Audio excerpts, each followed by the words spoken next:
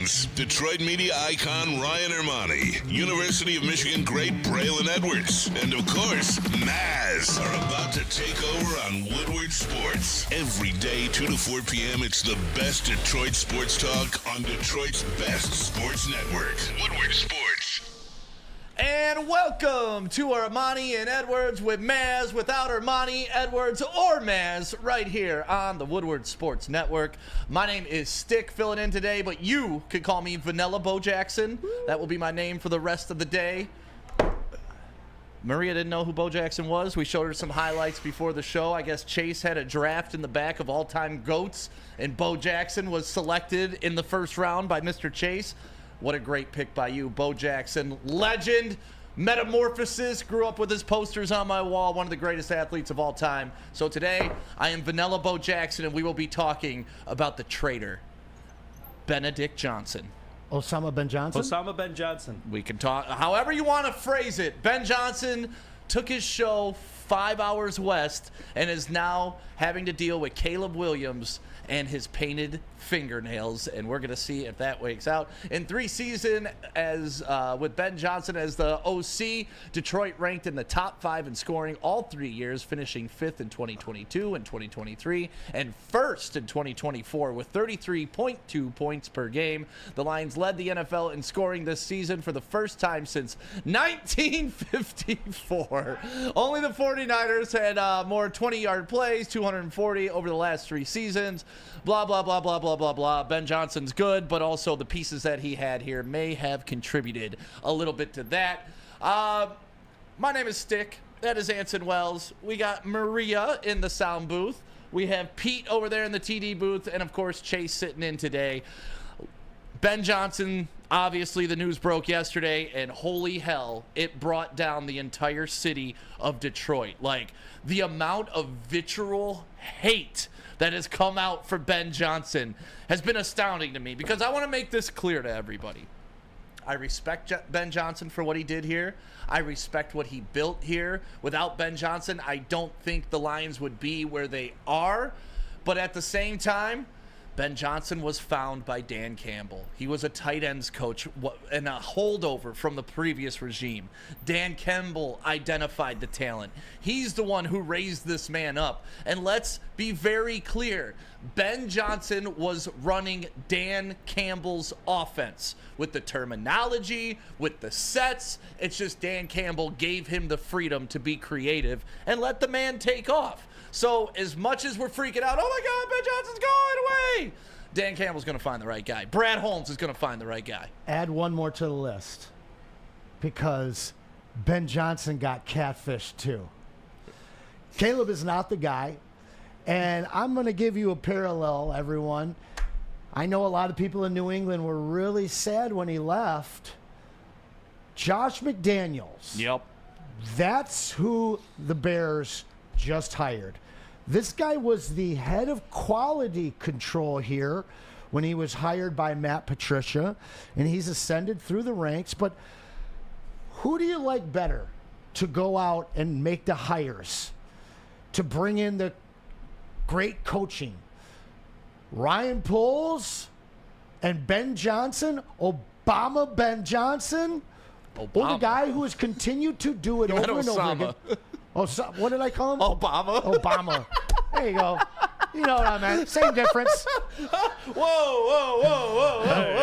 Anyway, they both share Hussein. All right? My apologies. This show's going well already. 3 minutes in. We are on the rails, kind of. So, anyway, listen. Dan Campbell has shown a propensity to not only bring in great guys, but to get rid of them and not miss a beat. Oh, my God, Aubrey Pleasant. You guys fired him in his first year. And then you got Deuce Staley. What are we going to do when he leaves? Those guys don't even have jobs after a year of leaving, okay? The ability that Dan Campbell has as just a magnet, a human magnet, to draw in talented and passionate human beings is unmatched. At least in our history of being Detroit fans, I can't remember a coach that people wanted to come play for. From a franchise that no one wanted to be at to a place that is a destination, because realistically, if you're a defensive coordinator for the Detroit Lions next year and you hold teams to 20 points a game, name your position at head coach anywhere in the league, because you're going to get it. This is the tree, and we're going to watch all kinds of apples, good and bad, fall off. Some of them will be successful. Many of them won't be. But do not worry about this, Lions fans. This is the cost of success, and they are not the first nor the last assistants you will see to go, and we will not skip a beat. We won't miss them, Stick. No, I can't say we won't miss him, but I will say that it can still get better. You know, you look at those numbers, you're like, it's not possible to get better. There's somebody that's been watching from afar or from within the organization that has a good idea of what they could improve upon and what Ben Johnson was doing. A different way to unleash JMO, a different way that it may not be the same thing, but it could be just as effective. And Jared Bowen with the $9.99 super chat. Make sure you get your super chats in. My only concern on Ben Johnson going to the Bears is him holding a lot of inside knowledge regarding the Lions organization. Most importantly, a lot of knowledge about the players. And that is a fair concern, especially the terminology. That's because Dan Campbell said when they bring in a new offensive coordinator, they're going to want somebody that uses the same terminology. They're going to want somebody that kind of runs the same type of offense. So I think in that notion, he's going to know a lot of the calls, a lot of the audibles, a lot of the checks, a lot of all of that when you play him. But I also think Dan Campbell's smart enough to know how to combat that. And this isn't the first time in NFL history you got to go up against a former offensive coordinator. First time for the Lions. But I also want to hold you accountable. You said no one's ever brought people here. Without Steve Mariucci, we never had Jeff Garcia. This is very true. Let's not overlook Jeff Garcia and the West Coast offense that came here when Mooch came. Realistically, the only guy that could bring in people that we've ever had in my experience with Scotty Bowman. And obviously that guy's a legend and a Hall of Famer. You know, our guy, the draft heckler, he has somebody at the top of his list, which would kind of be a exact counter move to them taking Ben Johnson. The Eberflus? Eberflus as defensive coordinator here. And I don't hate that. And I said this because Neil brought that up on the last show. Oh, he did. And listen, Eberflus wasn't the problem in Chicago. We may think he was a bad coach, but did Chicago get better when they lost him? No. So, he wasn't the problem. That team's the problem. And that's where I'm interested to see what Ben Johnson does, because you may have Caleb Williams, who apparently Ben Johnson thinks he can work with and get to where he has to believe that about Caleb Williams. Otherwise, he wouldn't take the job.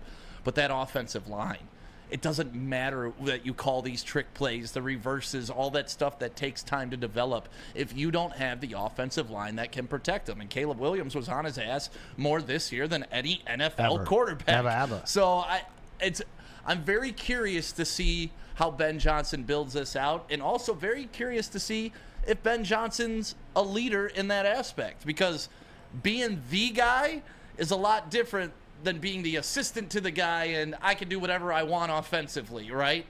Now you got to worry about clock management every game. Now you got to worry about what your defense is doing. Now you got to worry about injuries and personnel on both sides of the ball. You got to worry about game planning. You got to, there's so much more that goes into being a head coach than being a coordinator.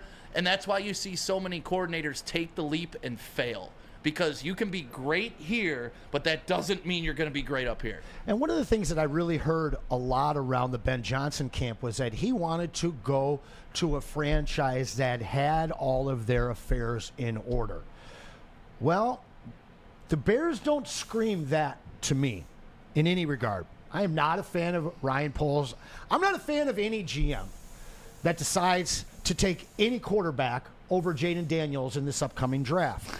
Now, when you look at Ben Johnson, I know that he seems to be the new quarterback whisperer, but I'll tell you what, Ben, you got your work cut out for you with this kid. He might have the arm talent. He might be able to ad-lib in the pocket, but this guy is not Jared Goff. And that offense, as much as you surrounded your rookie with weapons, you got a running back that no one likes. your leader of your wide receiver room is going to get a free agent contract somewhere else in Keenan Allen. DJ Moore doesn't like your starting quarterback at all, and half your offensive lineman is on the same page as him. You don't want to be there. So it's one thing to be able to tap into a young quarterback and utilize his talents and improve him. Stick, you've said it so many damn times. That is not a leader of men when you look at catfish Caleb Williams. Well, and I wish I could remember who tweeted it out yesterday, and I thought it was a brilliant point about Ben Johnson and his offense. Ben Johnson's offense works when you have a quarterback like Jared Goff who is going to run your offense. He's not looking to improvise. He's not looking to create special plays. He's looking to 1, 2, 3 step drop, check 1, check 2. It's not there. Throw it away. We live to die another down. Caleb Williams is a guy that's going to take a Ben Johnson beautifully drawn up play and maybe run his own thing because he's a little bit of a loose cannon out there on the field. And so the improvisation of Caleb Williams, I think, will actually work against Ben Johnson. Agreed. I'm so curious to see how this plays out. Like, I cannot wait for 2 years from now to hear the fire Ben Johnson chants coming out of Chicago. It's going to happen. Josh McDaniel 2.0, bro. Josh McDaniel, Romeo Cornell, Charlie Weiss. Like, if we want to talk about, look at all those great coordinators that left the Patriots, championship organization, and what did they do? Nothing. Jack. Absolutely nothing. And that's going to continue with Ben Johnson. I hate to say it, too, because I love Ben Johnson. I thought he was very creative. Do you love him now? I respect him, honestly. I'd like anybody. That's not the same word I asked. But anybody who was bashing him yesterday, like, I saw Twitter just within the past 24 hours, you saw fans switch on Jared Goff. You saw him switch on Ben Johnson. And the Lions in general. But those are bandwagon fans, sure, right? Those are the people who aren't going to be here in the end anyways. Have you seen the video of the kid putting all of his jerseys and stuff in the fire pit? The dad's like, no. And the dad's like, I'm 47. Yeah. All right. Listen, dude, there's another season next year.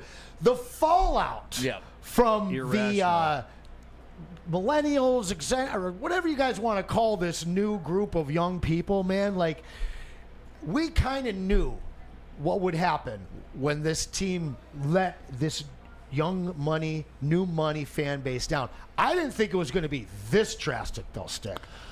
Listen, people grow attached to the Lions this year. People really thought it was a team of destiny. People really, like, it.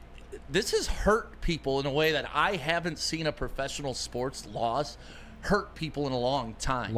I'm in the camp of last year's loss was more detrimental. Like, I was more hurt by last year's loss, being 30 minutes away from a Super Bowl, up 17 points, like, just drop passes, stuff like that. This year, the expectation was there, and this is what I was saying yesterday. This is what happens when you have expectations. You open yourself up to letdowns. When you have no expectations, everything's a cherry on the top. But everybody had expectations for the team this year. They didn't meet them, but we move on. We play on. We saddle up for next year. I really hated seeing what a lot of the fans turn into. I thought 42 Doug, the rapper from Detroit, had the best follow in the 24 hours because it was, man, I need to do a diss song about Jared Goff. Then he woke up the next morning. Maybe I was a little aggressive yesterday. I didn't see the second tweet. I love that. I think a lot of fans went through that, just this absolute devastation. But Sean Belizean, the guy who loves sports more than anything, couldn't even watch football on Sunday. Spencer, we're 72 hours removed, and Spencer is still like head down, kicking rocks while he walks. Like, it's like somebody killed your dog. I watched no football on Sunday. So you're one of those guys too? Yeah, absolutely. I mean, my thing is I don't want to watch any of these guys still on the board when I know that we should be. I'm not excited about football right now. I will probably maybe barely watch the damn Super Bowl. I did too. I swear, man. Like, why? What does that have to do? Like, you can't do that. What did football do to you? Right. Well, Do you really want me to answer? Yeah, no, Tell us, my I'm son. very curious because Okay, I love football, right? us your pain. Sunday was therapeutic to me to watch the Ravens and the Bills, to watch Matthew Stafford in the snow against the Eagles. Like, it was like, okay, I don't have to worry about the outcome of this game. It affects my life none. I just want to watch good football, and I was able to do that. When my girl dumps me and goes to a dope-ass party, I don't want to hear about it. Okay? And that was Sunday for me. And that's next week and in 3 weeks. Honestly, like, I didn't want to watch it at all Sunday. I did turn on the national championship game because I thought it was a blowout, and then I saw that it was kind of close. I watched the last 4 minutes. I watched the first half. But that's not the NFL. Right. And as much as I prefer the NFL to the college game, I'm hurt. Now, I'm not turning my back on the Lions, but, you know, my biggest mistake over the last year was letting all of you knock me off my SOL position and say, well, you saw 2 playoff wins last year. That's something you never seen. I want to see a Super Bowl. Yeah, but That that's is not, it. But that's not what you said. No, I said that Like, I that's why I need held to you to see the something standard. that I've never seen. And listen, one playoff win or 3 playoff wins in 75 years is not it, my man. It's the Super Bowl or bust. I have been dedicated to since my. But that's not what you said. Like, if you would have said Super Bowl or bust, fine. No, but your standard was, I need to see this Oh team my do God, something get off I've your never semantics. seen. I'm not dealing with That's that. not because, semantics. No, It's literally what you because said. you flipped it over into, well, that also includes 2 playoff wins. I don't care about playoff wins. Did you ever see a playoff win? Seen, 2 yes, playoff wins? I've seen a playoff win. Did you see 2? 2 isn't. It's the same thing. Did you ever see a home playoff win? You're being ridiculous. Did you ever see the number You're 1 being seed? ridiculous. No, I'm a playoff listing. win is a playoff win. A wild card win didn't even exist in '91, so I don't care about that. What 2 about the wins divisional last win? year? This year, no wins. That's the same as 1 playoff win a year for the last 2 years. I need to see a Super Bowl. So you could try and flip your semantics on me. It's but not I've flipping always semantics. said, I have always said we have to get to the Super Bowl. You made it about 2 playoff wins and trying to check my semantics of saying something I've never seen before. Yes, now I've seen 3 playoff wins versus the 1 since I've been alive, dog. That's ridiculous. This team went SOL on us, and I understand why a lot of people got off the bandwagon. But we don't need you because we know that you'll be back on by week 4 of next year. It's such a ridiculous go concept SOL. to look at these teams who were setting records. 4th all I was about time to say in that's offense. not 15 wins is not SOL. 15 wins, 20 number 1 touchdowns seed. in 1 season is Hosting- not SOL. hosting- 31 losers. hosting 31 playoff losers. games. And we are SOL again. 31 losers. 31 losers All a right, year. All right. Quit yelling for a second. The Lions hold themselves to a much different standard this Agreed. year than they did 3 years ago, And correct? we're a 10-win team going forward. That's at not least. the same old Lions then. That's right. Because get I that. remember a quote that 9-7 wasn't good enough, right? 8 and 8. That's remember the that? same old Lions. So, like, we can admit they're not the super champion, brand new Lions, but they're definitely not the same old Lions. I think there's room in the middle for you to admit they're much better than they used to Who be. showed up against Washington? They're much better than they used Who to showed be. up against Washington?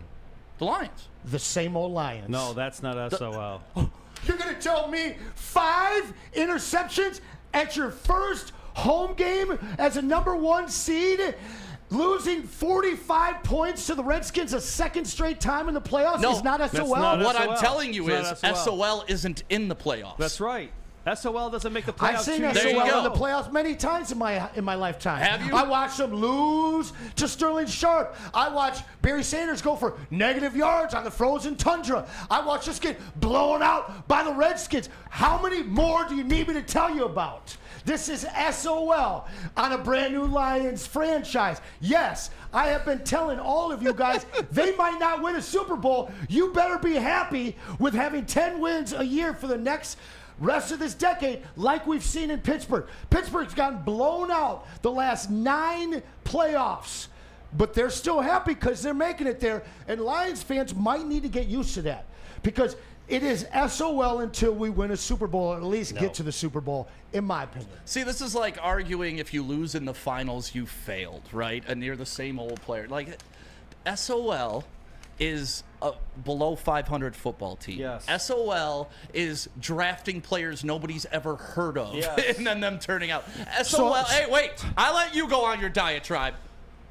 SOL is drafting guys and not having them on the roster 3 years later. SOL. You mean is like Isaiah Williams with a $500,000 signing bonus that we waived in Week 5? Isaiah- Could have used him. Could have used him when Khalif Raymond went down. So you're not going to shut up and let me talk. Bro, you're throwing it back. You're so caught up on this being new that you can't take your lenses off and look at the SOL team that showed up on Sunday. I know Or what on you're Saturday. saying. I can but acknowledge you're that saying it Sunday wasn't their incorrectly. best game, but I can't throw away what I witnessed for 18 weeks and be like, nope, same thing as it always been. In 80s, in Like, 88, you can't do so that, in 88, dude. if the You're- Pistons lose in the second round, If Grandma had, she'd be Grandpa. I'm not doing ifs, right? I'm not doing ifs here. The Lions lost, but a Candy and nuts. 15-2 team, Lions lost. We used to see 3 losses in the first 4 weeks of a Right, season. right. You saw 3 losses in the entirety of a season, and you have the And you don't. gall to sit here and be like, that's the same as I've always been. No, it wasn't. Anson. SOL. Anson, SOL doesn't win a game with 5 interceptions. 5. You 5 guys talking about the regular interceptions. season again? You guys talking about the regular season again? Why not? You had 15 wins, which you never saw before in your entire life, ever. Where was this? Delusion runs strong in this fan base. You're either completely Can somebody off, go clip- or you still deny the fact Chase. that these guys Chase. carry ghosts right here. for 70 years, a curse for 70 years. Chase, you're here. Please clip Anson before the game or leading up to the game, predicting that the Lions are going to shit or the Lions are going to crap the Down in the bed bowl. because they're SOL. Did you have any of that take before they lost the game? I have told you guys that this Did you? team is SOL until they make the No, until they you make said- the, you said Dude, until they I have do said something to I the haven't Super seen. Bowls so many times. You can play your radio host games and try and pigeonhole Go me clip into it. it We got about it. that. Clip it all the time. I've told you so many times for 2 years. The Super Bowl is what I have not seen. A playoff win, whether you want to count 2 or 1, is the same damn thing. Stick. Have you ever You're seen a number 1 delusional. seed? You're delusional. Did you bro. ever see a number I 1 love seed? you, but you're delusional. Just answer the question. That don't matter. They lost in the first round. It's a You're yes or no. Playing with Second round. tiddlywinks Second over there, round. dude. It's It's a yes or no. embarrassing. It's a Second yes or round, no. It's technically. embarrassing. Did It's embarrassing. Did you ever Keep see patting 15? yourself on the back Second and make round, yourself feel technically. good about a number 1 seed that we blew. Wasn't the Feel first good round. about 2 playoff wins that didn't mean nothing last year because we couldn't get 1 this year. 1 or 3, we have that many in 70 years. All I'm asking is if you saw it before. Yeah, I've seen a win. I've seen a win in the playoffs. Bro, your semantics Dude. games, you're embarrassing yourself. Wow. You're embarrassing yourself. Because I have said so many damn times that it's a Super Bowl. Laugh all you want, Pete. No, I have Anson, said Anson, we need I to just- make a Super Bowl. Anson, I just that think is the you're end of digging a SOL. hole that's a little too deep for you to get out. That's all I'm saying, dude. I don't think that you're. I understand what you're saying. I just don't think you're saying it the right way, if you don't mind me saying. I'm not trying to tell you what to say. I just think that you're looking at it Like little a realist? bit too aggressively. Like a realist? No, that's not realistic. Being that angry. Okay, that's so- a little bit too aggressive. This is is- how this you're is looking at it. emotion. If we This run is for 400 emotions. yards in a emotional. game and I see something I've never seen, No. we're not the SOL Lions anymore. We're brand new. Have you ever seen Are you kidding me? 15 No, wins because in it's a season? team thing, not an individual okay, thing. so Like Calvin Johnson had 300 receiving yards and like 3 touchdowns in a game. I didn't like say that- one player. I said a team. You said 400 rushing. yards rushing. You got All you right? got 20 touchdowns out of one player this year. Is that okay? Is that Look SOL? at you guys. Look at what you guys are focusing in well, on. you That's gotta how start low the somewhere, bar man. is for Lions fans. Where do you start? Where Because do you a start couple from? of wins last year in the playoffs is enough for you guys to completely look over the fact that these guys pissed the bed at home. A game that we've been waiting for over 2 decades here in Detroit, and they pissed the bed. I understand that, and I understand you're hurt. But I don't want that to blind you to the fact that they're a much better team Of than they course. were 5 years Of ago. course. So they're not SOL. Right. Okay. All right. You just said they're better. They're different. They're certainly better. Okay. And then they went and crapped wasn't that my themselves whole argument? like the Like, SOL somewhere team. in the middle. That was the whole argument. Just be reasonable. I am being completely reasonable. You're being delusional. You're trying to make this into a semantic battle, and you refuse to accept that this team regressed this year. Pete, put up in the chat. Can you put a poll up in the chat? Is it SOL? Dude, I don't care what the chat says. I do. Do you know They how make our many of those show. people have been sitting there refusing the to chat say SOL? Half the chat's gone because they can't even handle what just happened. That's not true. We got good numbers today. I totally See, what I respect think what the is chat you're says. the SOL fan. You're No, still I'm hurt. not the You're SOL still fan. hurt I'm by not a the lot SOL of what this fan. team has done. You're still in your feelings after a big loss. And you know what? You'll be back on board next year. I understand. But for you to be this enraged to where it blinds. I'm God, this please, worked up please, because please. you are putting words into my mouth, bro. Please, That's why you please. work me up. When you put words into my mouth and you're trying to For make it you into a to be- semantic for thing. you to be this I have held upset- true to the Super Bowl from day one, Stick. Maria, can you mute his mic while I talk real quick? Thank you. I appreciate that. Maria, a wonderful angel in the sound booth. You get your point across because you know it's book. There.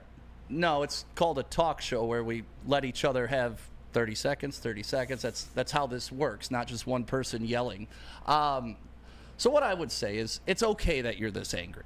I'm okay with it. I think everybody in the fan base is okay with it because a lot of people in the fan base are just as upset as you. But putting on blinders and then saying Dan Campbell's the same as Marty Morningwig, Dan Campbell's the same as every other coach we've ever had, it's the same thing over and over. If you can't see the culture shift, if you can't see the play on the field is different, if you can't see the accomplishments are different, I can't really help you in this conversation because I feel like you've just chosen to stand on this hill of Super Bowl or nothing else matters, and it's okay. You can have that standard. But to the rest of the people who can see with their eyes on the field, with the merch sales, with the ratings, with the embracing With of the Vegas entire city, complaining. it's a whole different ball game now for the Detroit Lions. The fact where you're upset over a playoff loss instead of us just being happy to make it like we used to be. Maria, you could turn his mic back on now. Thank you. Thank you, sweetheart. Can I politely ask one question, Anson? Just politely. If I can make just one thing. Does Las Vegas get mad at the SOL or the BNL? Las Vegas was completely ticked this year at the Lions because they cost them so much money. That's not SOL. And I know what you're saying. They disappointed you. They blew it. They ruined. I think they broke your heart. I think they broke your heart because I think that you love the Lions more than you really honestly say that you do. I think deep down I think you you love the guys Lions. literally I really have do. your heads up your asses. No. To sit there and question my fandom What are you gonna do? and tell me What are you how gonna do? upset I am. Do you know why I'm upset? Yes. I'm upset Yeah. with you constantly trying to tell me while you literally coddle your entire fan base and sold them up the river telling them what was going to happen this year, that this is brand new, that we're winning it, that nobody can beat us. Oh, and then the caveat, only we can beat ourselves, which you've been hanging your hat on since Saturday. Was I wrong? Which is, was I wrong? Was I? That was your escape from not having to talk about this No, being an 'cause SOL even Dan team. Campbell said what that. has this team always done? Beat themselves. So now you disagree with Dan Campbell? Because he said, even if we play our B game, we probably win that game. That's true. Dan Campbell said that. So you're Well, going to yell at I- Dan Campbell. Tell him he's wrong. Go ahead. Yell at Dan Campbell.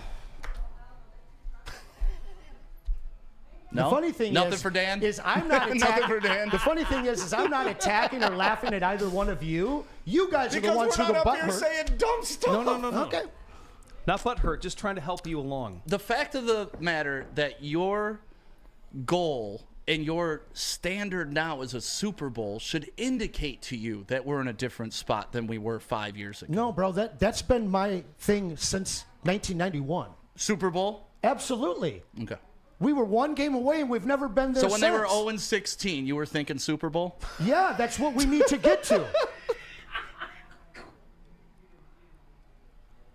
You're dumb today. No, that was You're dumb today. You just told me you thought the 0-16 team could go to the Super Bowl. The And I'm franchise done? eventually one day, When I'm I've done, held Pete. belief that they will win a Super Bowl, just like you have your entire life. I believe that they will win a Super Bowl, but I I knew damn well in 08 we weren't winning a Super Bowl. This year, So you're trying to sit here and tell me that I just said that I thought they were going to win a Super Bowl that year in the midst of an 0-16? No, but that's why I'm explaining to you. It's different now because every year we're going in expecting them to get to a Super Bowl. That never used to be the case, ever. Ever in the history of my life. Well, maybe 90. And what did they do with your 91. expectations? Maybe What did they do with your 91. expectations? 91 was probably the only year I 91. thought Super Bowl. Yes. But outside of that, it's been 42 years of knowing it ain't happening until the last couple of years. Dante151 with the super chat. I'm sorry, what are we doing anymore, Anson? Come on now. It happens. The Chiefs could lose on Sunday to the Bills, and the Eagles, who are the 2 seed, could lose to the Commanders. I totally disagree with that SOL stuff. What do you mean? Teams with, what are we talking, 3 rings? That's ridiculous, Dante. Let's talk about the Falcons, bro. What? Wow. He's talking about 2 franchises that have 3 Super Bowls. That's ridiculous. You guys are ridiculous. Lions fans are half ridiculous right now. Hold this team to the same bar that Dan Campbell does. Stop being excited over a first-round exit and an embarrassing loss in the NFC Championship. No one's excited about it, but Well, I'm also then stop not defending it. But I'm also not Second blind to say that it didn't. This regular season wasn't. Well, hey, you're happy with two playoff wins last year. I am Rah, happy rah, with baby. Who wasn't go. happy with those 2 There you go. playoff That's wins? your bar, man. Were you That's not your bar. happy last year? Oh, I was real happy until they showed me that they are the same team that can't win the game to get to the Super Bowl. They lost a game with a football off a helmet.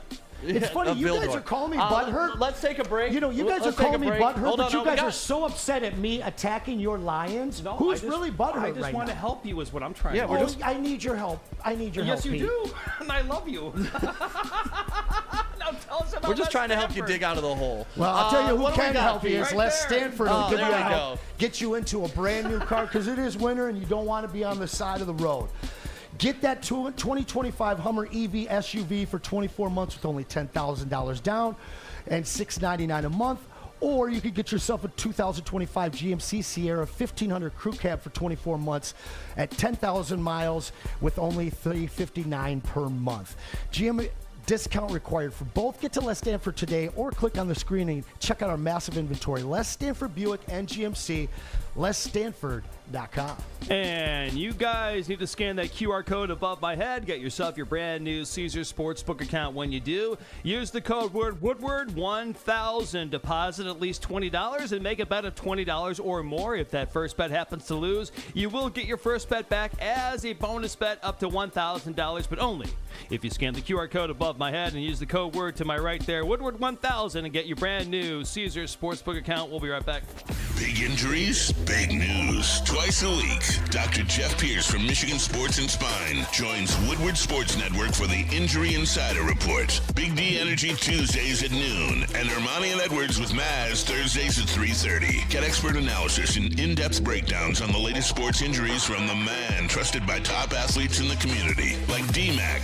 Whether it's the Lions, Pistons, Tigers, or Red Wings, Dr. Pierce talks us through it all. Don't miss the Injury Insider Report with Dr. Jeff Pierce, your go-to source for understanding the impact of injuries on the games and players we love. Only on Woodward Sports Network. Scan the QR code on the screen or go to MichiganSportsandSpine.com to see if Dr. Jeff Pierce can help you. Stop searching for a vehicle and start finding one. Les Stanford Chevrolet Cadillac makes it easy. We harness the power of multiple dealerships and own the biggest selection of GM brands in the area to get you the car you need. With the Les Stanford Group, you'll have access to 4 different dealerships, providing you with more makes, more models, and more choices. We're connected to more than 1,000 vehicles, and with so many high-quality CPO vehicles available, you'll find new car quality at pre-owned prices. You can start and end your search at LesStanford.com today. A network for the city, by the city. Woodward Sports is Detroit Sports. How do people feel about getting a Planet Fitness membership for $15 a month? How do they like working out in a clean and spacious gym that's filled with equipment for every workout? And how about free fitness training in the judgment-free zone that leaves them feeling energized all day long? Join Planet Fitness today with the free PF app, online or in club, and start getting that big fitness energy for $15 a month. The most talked about Detroit media by other Detroit media, and we love it. It's the Woodward Sports Network. Walk into any Lady Jane's Haircuts for Men today. Open 7 days a week. Sit back, relax, and enjoy precision haircut, scalp massage, hot leather neck shave, and hot towel treatment from one of our talented stylists. Step up your game this season and take advantage of our $20 haircut special.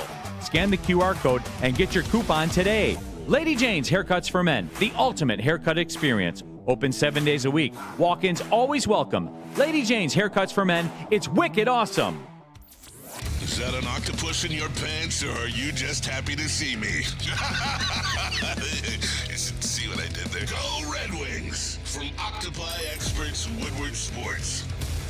1800 Tequila is the proud sponsor of your Detroit Lions. You can get 1800 Tequila at your local stores, and it is the best taste in tequila, and remember to drink responsibly. And if you want to take that chore to get in your haircut, you know where to head. You got to get yourself to Lady Jane's. You can walk in anytime, not 24/7, but 7 days a week, excuse me. They'll hook you up with that hot leather neck shave, the relaxing scalp massage, and, of course, that hot towel treatment. Once again, they're open 7 days a week. Walk in anytime because Lady Jane's Haircuts for Men, it is wicked awesome. Welcome back to the Ermanni and Edwards show with Maz right here on the Woodward Sports Network. Maz lost some weight.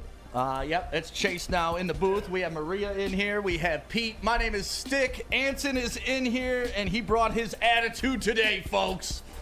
Lots of people addressing this in the chat. We need to have a fan therapy session with Anson. I would love to get you, Sean, honestly, and dude, wait, God.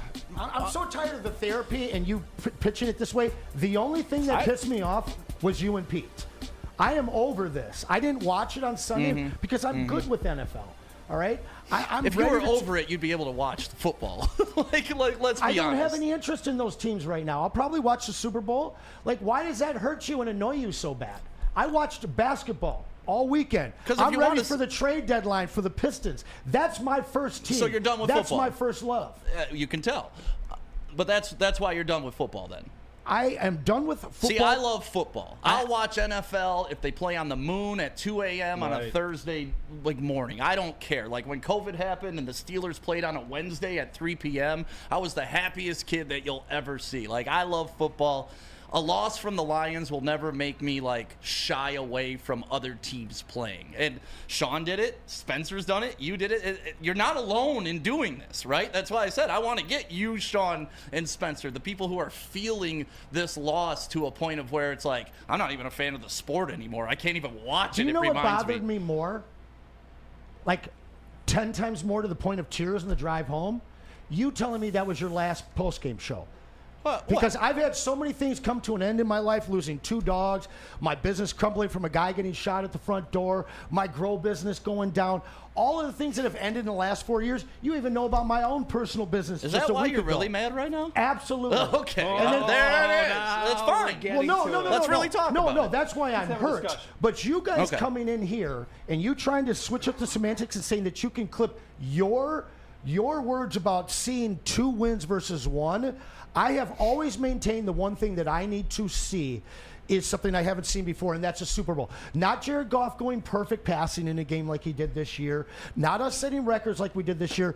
Not 2 playoff wins versus 1 playoff win. It's always been Super Bowl. And I know you from DRQ and 955, and I know how you can flip things on somebody and get them all get upset. And then you got Pete over there with his little fucking laugh. Excuse me. Sorry, Fox 2. It's the first time I dropped one. Damn it. But that pissed me off.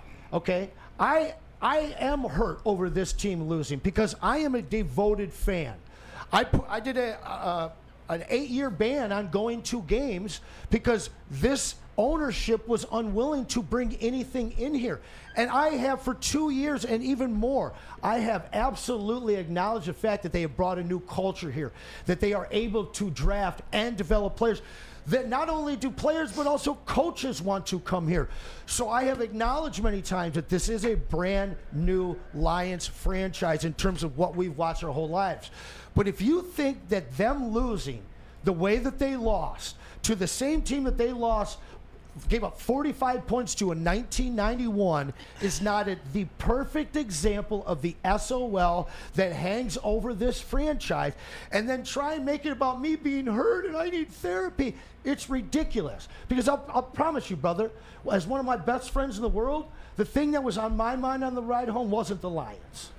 Well, and that's very nice, but I told you about that mid-season, that this was going to be my last run on the post-game show. And Zach Soap in the chat agrees with you. Anson is right. The way they lost was completely SOL. Can't win when it matters most, SOL. And listen, fine. You want to get into semantics and all that stuff, we can do that. I just love to point to when we started doing the post-game show together, we popped a bottle of champagne when they got their first win, right? It was week 13. This year, what was the champagne standard? And that's all I mean. The standards have changed, bro. It's no longer we got to win, we're doing something. So no champagne till the Super Bowl. How about that? That's fine. I'm okay with that. Okay. I mean, well, unless we see like a perfect. No, come on, nothing. You don't think? I don't care about individual records or game where we put up 600. So if they win the NFC Championship game, you don't think that's enough? Oh no, that's what I'm saying. Get to the Super Bowl. Get to the Super Bowl. Okay. Okay, that has always been my thing. And you might be able to clip me saying I need to see something I haven't seen, but come on, man. These guys could drag race up and down Woodward. I haven't ever seen that, but that's not my standard. But you know there's a difference between the team 3 years ago and the team today. I've never disputed that. That's all I'm asking. Burn with the super chat. I just hate losing in the playoffs is SOL. The path isn't straight. We've had 3 to 4 legit kicks at the can in 60 years. The Eagles had like 20 kicks before they got one Super Bowl. And that's where the Super Bowl standard, I'm glad it's getting to not winning for you, because the Super Bowl standard to me is such an impossible standard to hold people to. It's very hard to win a Super Bowl. And, you know, you look at like a Patrick Mahomes who's just dominating. He could win his third this year, blocking out Lamar Jackson, Josh Allen, all the other great quarterbacks that are playing right now, Joe Burrow, Jared Goff. And everyone's going to say all those guys are failures. They're not good quarterbacks because they didn't win a Super Bowl. When in reality, they're good quarterbacks. It's just very hard. One guy walks away happy at the end of the year, and that's it. Well, I grew up on the Pistons. 87, we can't get by the Boston Celtics. 88, we make it there, and we can't get by the Lakers, phantom foul. And then we graduate to 2 championships. Now, you look at 02, we lose to the Celtics in the Eastern semis. Then we get knocked out by the Nets, who go on and get blown out in the finals. Then the next year, we graduate to make it. Everyone in Detroit should have had the same bar, and that was winning the NFC Championship, period. You can't go and do what you did last year, lose as close as you did, come out and be 15-2, 5 interceptions, 18 guys on IR, whatever you want to, explain it away to. The fact is that these guys went absolutely backwards of the trajectory that we expected them. But they know that. They know that. that. Dan Campbell, it's Super Bowl or bust. So they look themselves. Are you saying they need to improve every year? Is that what you're saying?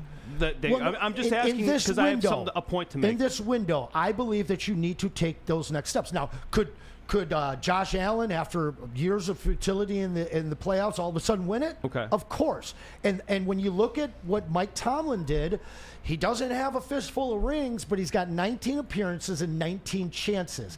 And that's what I've been saying over and over again about this new regime, is they are going to give this team a chance, I believe, each and every year of this decade. But is it enough to get out from underneath that SOL ghost? Because what I saw on Saturday just absolutely reminded me of every other heartbreaking season and in every other good Lions year we've ever had. I understand. But you were bringing up the point that what you like to see is that trajectory of going up, right? With the building of a championship team. Is that the point you're making? Because you brought up the Pistons as well. I get where you're going. We were hurt and we got better and we got the number one seed. My point was going to be the Red Wings. When the Red Wings were coming out of the Dead Wings era and they started their decline, there was a dip. There was a 2-year dip there between 93 and 95 where they couldn't get out of the frickin' second round, and then they went back up, but just because they started up and went back down, that doesn't mean they eventually went back up again. Is my whole point. I just don't see it as being a straight uphill trajectory, which proves that you're a championship team. You can have a slight dip. So if I'm just saying, like, let's say the Lions don't make the playoffs, so that's pretty much what you're saying. Then I agree with you. And you should know this from like the Pistons and their route to get to a championship. There's a lot of heartbreak before you get to hold that trophy. Exactly. And just because there's heartbreak along the way doesn't mean you're not improving and doesn't mean you're not working towards your goal. So, even though when the Pistons lost to the Celtics the year they should have beat them, what was that, 87? Right. They probably should have beat the Celtics. That doesn't mean the Pistons are a bad franchise. They weren't improving. And I just want us to have a decade rear view on this instead of this is an open wound right now. We're not good. The season was a waste. The season didn't end the way it was supposed to. The season was not a waste, though, in the scheme of getting to where you need to go. And look at the 04 Pistons. They had to get by the Nets, and, like Kerry Kittle draining threes. Scalabrine raining them on you. But that didn't mean the Pistons weren't ascending. Well, of course. And the Lions have ascended. The difference is the Pistons hadn't been to the finals since they were Fort Wayne. Right. Since they were the Zollner Pistons. All right? I believe they lost to George Mikan and the Minneapolis Lakers. Now you sound like Maz. Well, NBA is my history, but that's 30 years of them never making it to an Eastern Conference Finals. And then they get there. They probably should have won, and underneath Bird steals the ball underneath to DJ. We'll talk about that later today. We'll talk about that later guy's voice. But the difference was that each year they ascended until they won a championship. This team, as much as they ascended in terms of the regular season, in terms of their Pro Bowl candidates, all-pro guys, they lost the biggest game that they even had a chance to play this year, and they lost it badly. Now, how do they regroup from it next year? I believe they'll be fine. Yep. I believe that we will probably win the North next year. Was it Taylor again. Decker that was his story that just said, "We ride again"? We ride again. Of course. And that's it.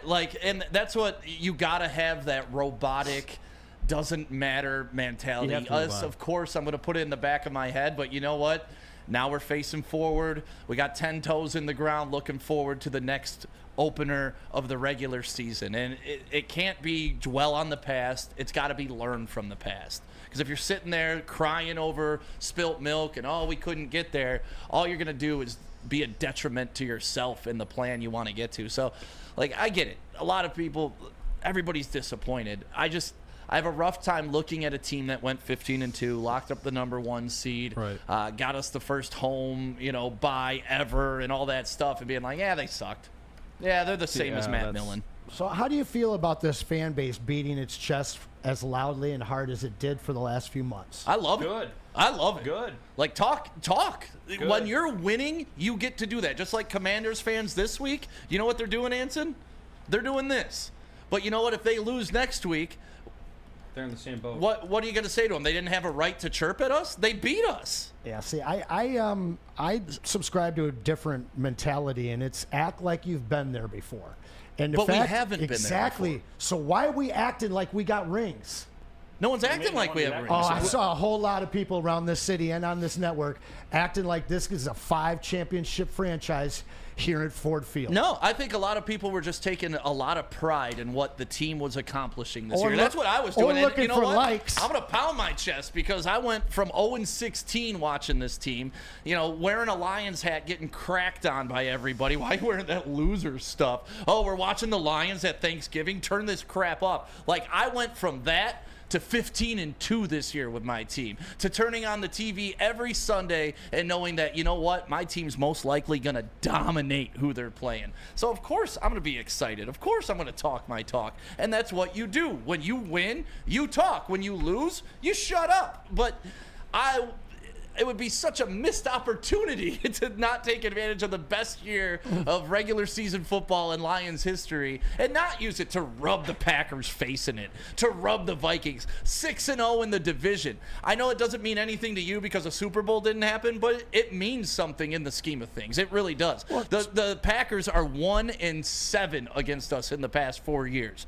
That's never happened in my life. So you know what, Packers fans, you want to run your mouth? Now I got something to stand on. Never had anything to stand on as a Lions fan before. So I don't care if people thought I was a little boisterous about this team. Damn right. You talk when it's good. That's it. You can't take it away from me. Well, 15-2 matters, obviously, because you're a free agent destination. You realize that you're getting coaches poached to take on a better job and more pay, so more coaches are going to want to come here. But I have an issue running my mouth until something has actually been truly accomplished. And But I wasn't running my mouth saying we were Super Bowl champs. I was saying my team can beat yours. I'm talking about this entire city. I'm talking about the boisterous we are the ones when we've never done anything, and now half of those fans are burning their jerseys. I don't know about half. Chase, what do you want to say? I was just saying, like, if we're gonna Oh, compare hold this- on. Maria got you. Go ahead. All right, I was just gonna say, like, I feel like to add to what Stick is saying about just being confident in our team, like, you know, if you're gonna compare this to like a boxing match, the Lions aren't gonna think in the back of their head that we can go get knocked out. Like, that's a possibility, but they're going in there fully confident that they're gonna go play their game, they're gonna fight their style, and they're gonna win that game. It didn't happen, and we just gotta accept that. Well, outside of a T-shirt worn by Amon-Ra St. Brown, you know what I've never heard anybody from this team is disrespecting their opponents, disrespecting their fan bases, or telling a team that they weren't on their level. We've never heard that from anybody in this brand new Lions Yes, you franchise. have. Who? Kirby Joseph talks mad online Okay. to Xavier McKinney. And who started that? Amon-Ra St. Brown talks mad online. He's wearing Green Bay Sucks shirt on his podcast. Which I prefaced. Yeah, what do you But mean? I have not seen these guys go out and disrespect. Zadarius Smith What did wanting he his say? get back against Minnesota. Did he go out and be like Minnesota's dog ass and blah blah blah blah blah? No, he's like, I can't wait to get back at them. Nobody has gone out there on this team and talked badly about any fan base. What? Brian Branch gave the double birds to Right. the entire Double city bird. of Green Bay. Okay, so in a moment of passion, you're gonna compare the Here we go Lions' again. conduct for a season to Lions fans? No, you're saying nobody runs their mouth, and I'm pointing out to 8 examples that have, and you're saying none of them matter? So one example of Z saying I'm looking Z, forward to get against Amon-Ra no, St. slow Brown, down, slow Brian down. Branch, No, just throwing Kirby out, Joseph. Just throwing There's out, 4.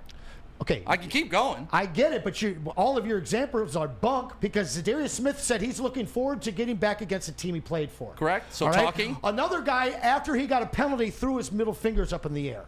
One guy wore a T-shirt.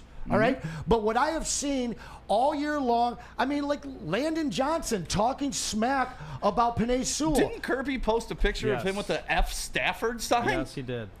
Okay, Like, so what are we doing here, Anson? and how did that work out for him this last week? He was, Both of them lost. dude. The delusional defense of your idea of this Lions and not holding them accountable is exhausting.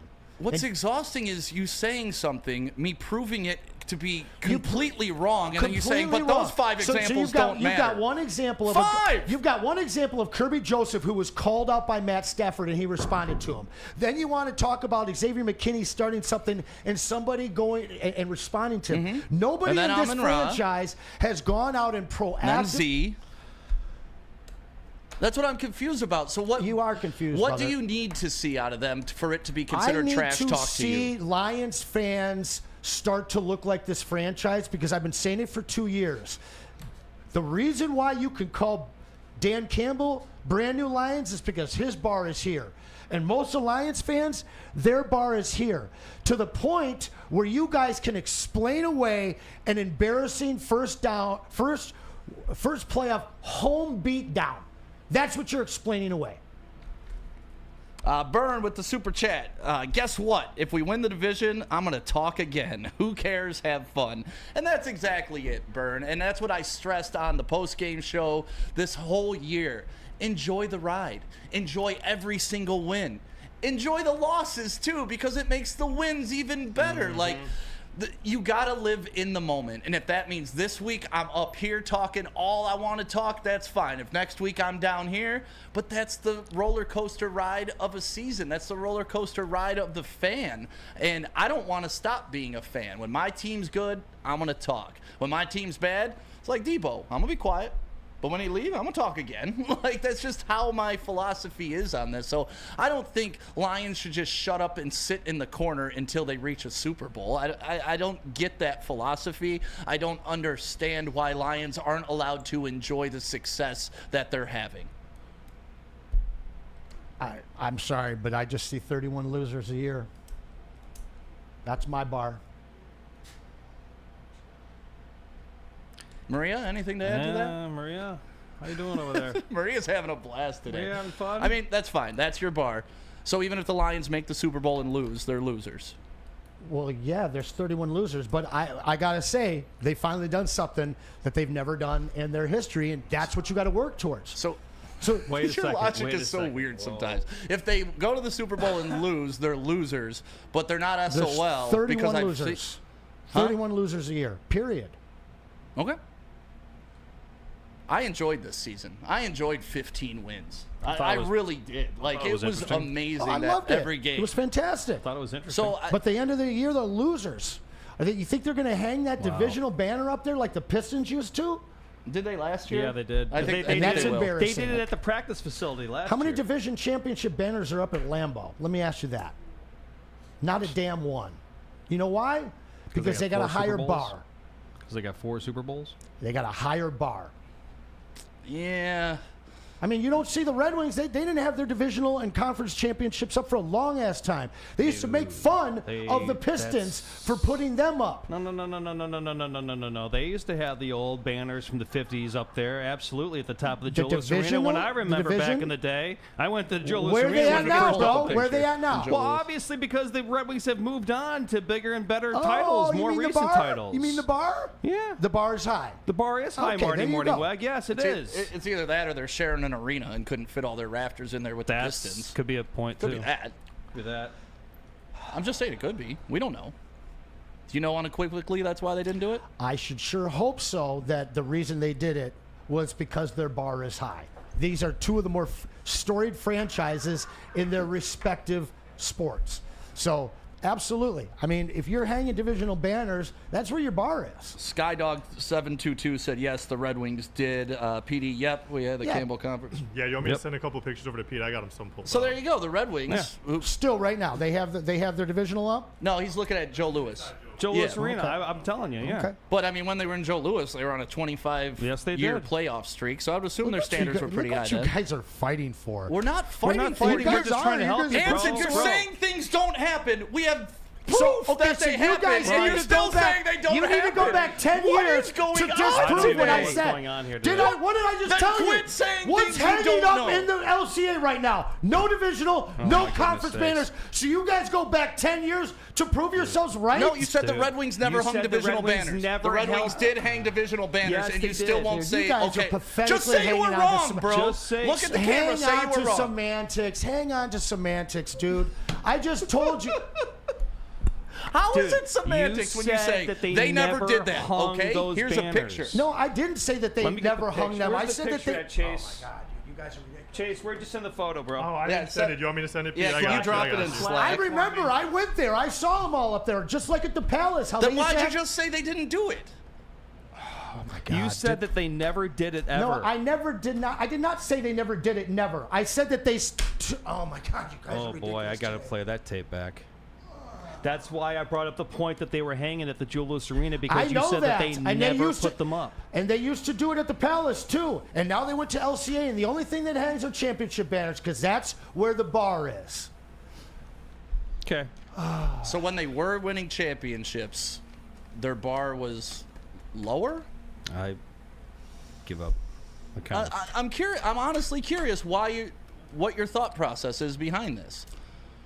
The Red Wings won how many Stanley Cups in Joe Louis? They won what, 5? Well, 4. No, Okay. 4. Yeah, 4. How many have they won since they moved to LCA?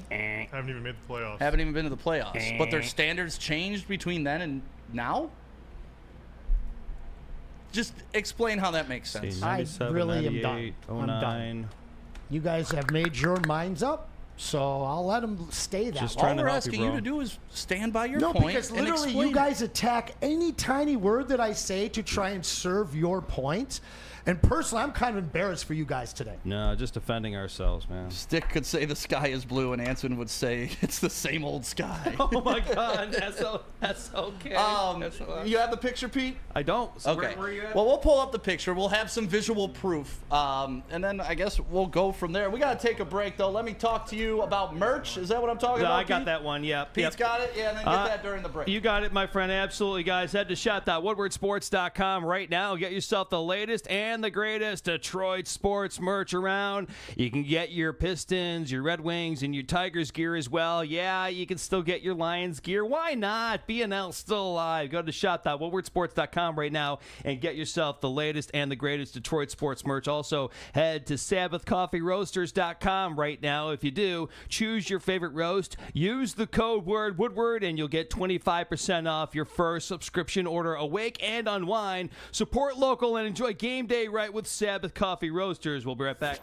Big injuries, big news. Twice a week, Dr. Jeff Pierce from Michigan Sports and Spine joins Woodward Sports Network for the Injury Insider Report. Big D Energy Tuesdays at noon, and Ermanni and Edwards with Maz Thursdays at 3:30. Get expert analysis and in-depth breakdowns on the latest sports injuries from the man trusted by top athletes in the community, like D-Mac.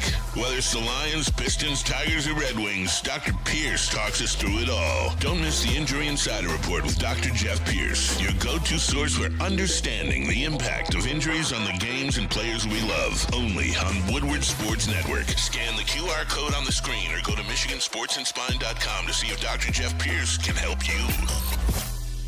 Stop searching for a vehicle and start finding one. Les Stanford Chevrolet Cadillac makes it easy. We harness the power of multiple dealerships and own the biggest selection of GM brands in the area to get you the car you need. With the Les Stanford Group, you'll have access to 4 different dealerships, providing you with more makes, more models, and more choices. We're connected to more than 1,000 vehicles. And with so many high-quality CPO vehicles available, you'll find new car quality at pre-owned prices. You can start and end your search at lesstanford.com today.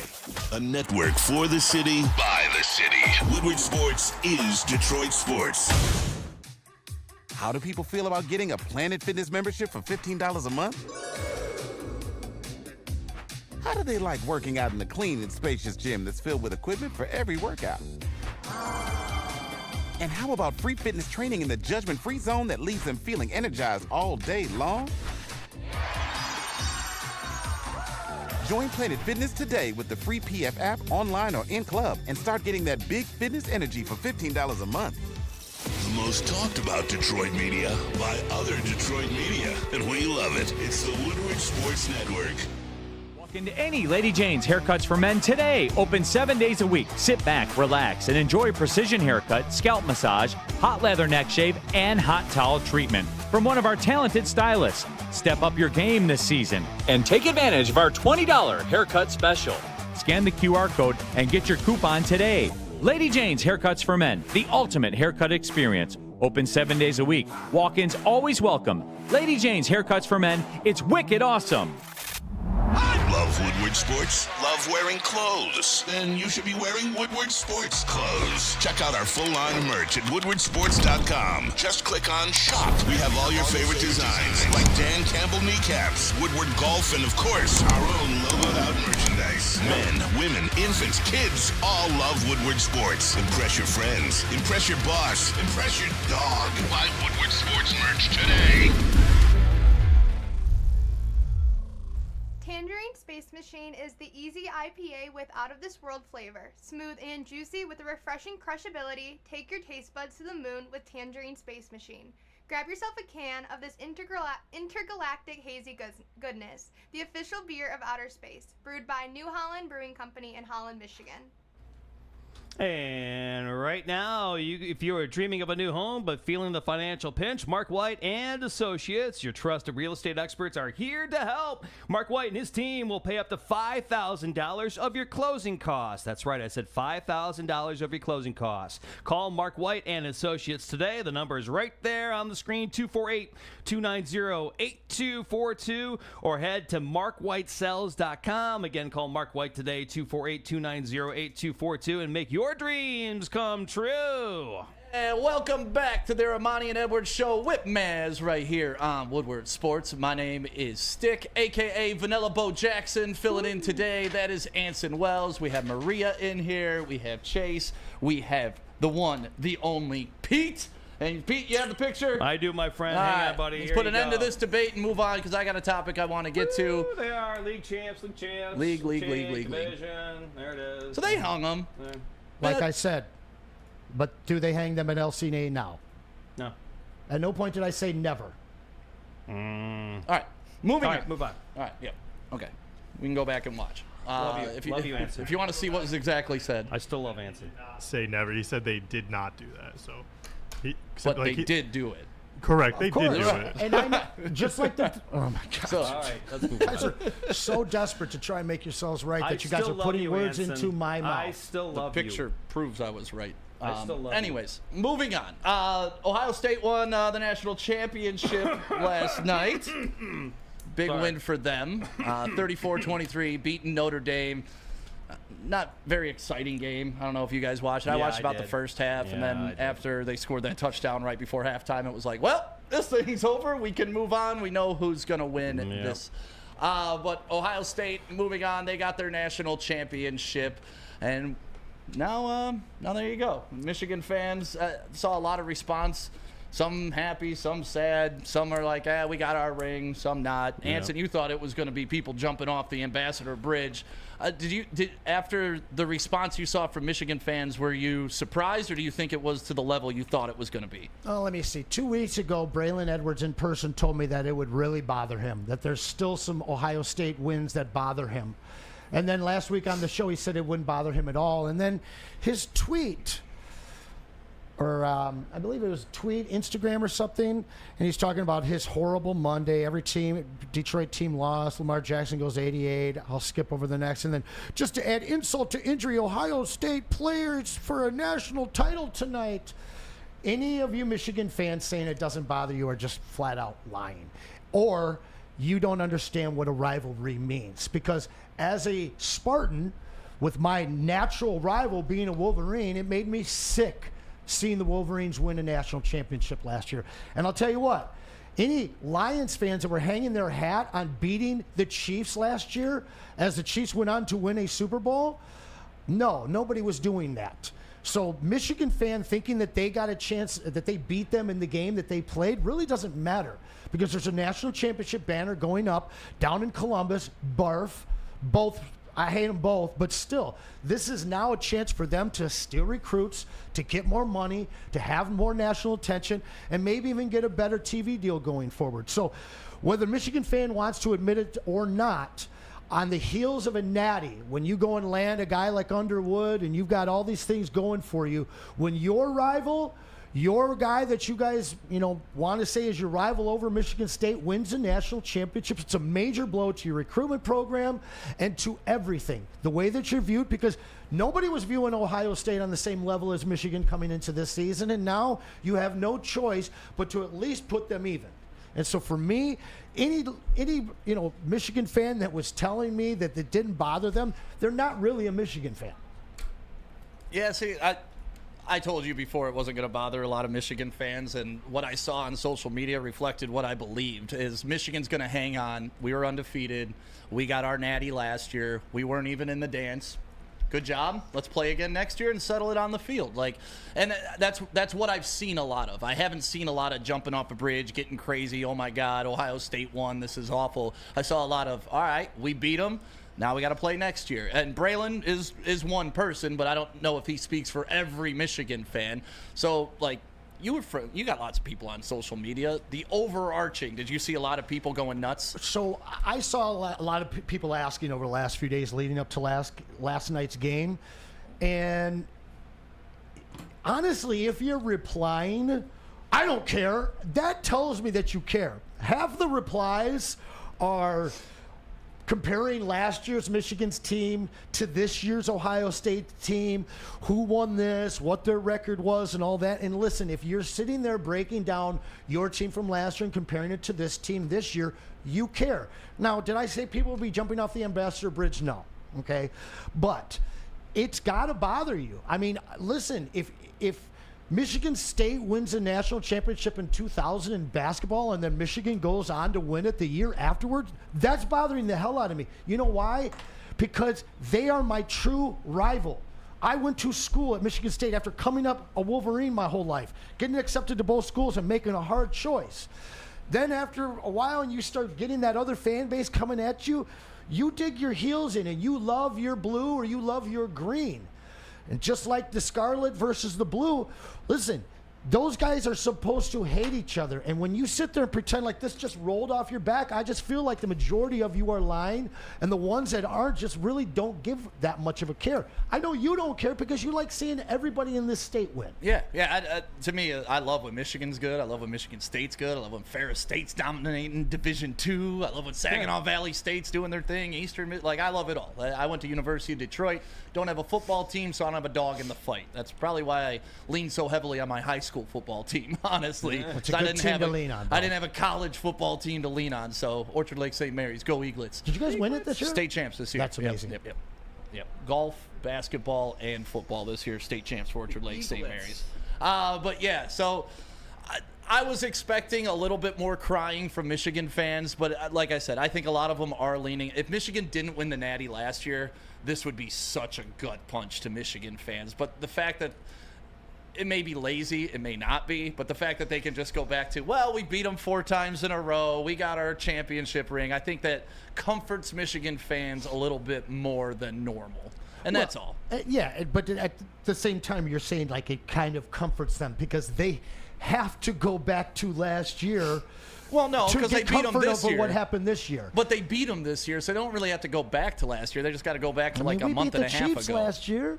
Nobody here in Detroit was hanging our hat on that. You know the Ohio State-Michigan rivalry is bigger than the Lions-Chiefs. Yeah, right? but at the same time, the NFL, like one college means more football's than the changed. other. It's not 11 games anymore. It's not even 13 anymore. This is becoming more and more like the NFL. And I'll be honest, if you have to now, as a university, compete with sponsorship money that's going to go directly to a kid instead of through your program, these kids are going to be playing 16, 17 games. And listen, all you guys complaining about the college football system, the last 2 years, the first round of the NFL playoffs were also trash, filled with blowouts, just like the college football system is. These two are becoming really, really close. And if you want to hang your hat on one regular season win when your rival goes and wins a national championship, then I just got to question your fandom. Yeah. Because a true Wolverine fan, whether you're Walmart or alumni, should be truly irked watching Scarlet take home a championship last night. And I'm sure they were irked until the announcer starts talking about Michigan and how that meant, like, did you watch the first half of the game? I forget who was calling the game, but they were like, man, Ohio State puts way too much pressure on that Michigan game. They were talking about just Ohio State treats that like it's their entire season, and now they may have some context that even if we lose to Michigan, we can go win a natty. Yeah. But no matter what, Michigan will be brought up every time Ohio State's national championship is brought up. And I think that is what comforts Michigan fans the most. And I told this story on Big D Energy earlier when I was I think it was a junior at Orchard Lake St. Mary's. We lost to Catholic Central. We beat Catholic Central in the regular season, but we lost to them in the Prep Bowl, and then they went on to win a state championship. And on their state championship rings, it said 14-1. And I ran into a kid years later, went to college at University of Detroit. His name was Brian Parent. He was on that team. We actually played against each other. And he showed me a state championship ring. I was like, oh, that's cool. We're on your ring. He's like, what? I'm like, you see that one right there? We're on it. That's our ring, too. So, like, even though I didn't win the state championship, you still feel like you got a little gotcha when they try to flash that in front of you, because Michigan's ring has a 0, they have a 2. So it's a little bit different. And that's if I'm putting myself in a Michigan fan's head. Did they put the asterisk on the ring? You could do that with Ohio State, too. Why? Because they lost twice?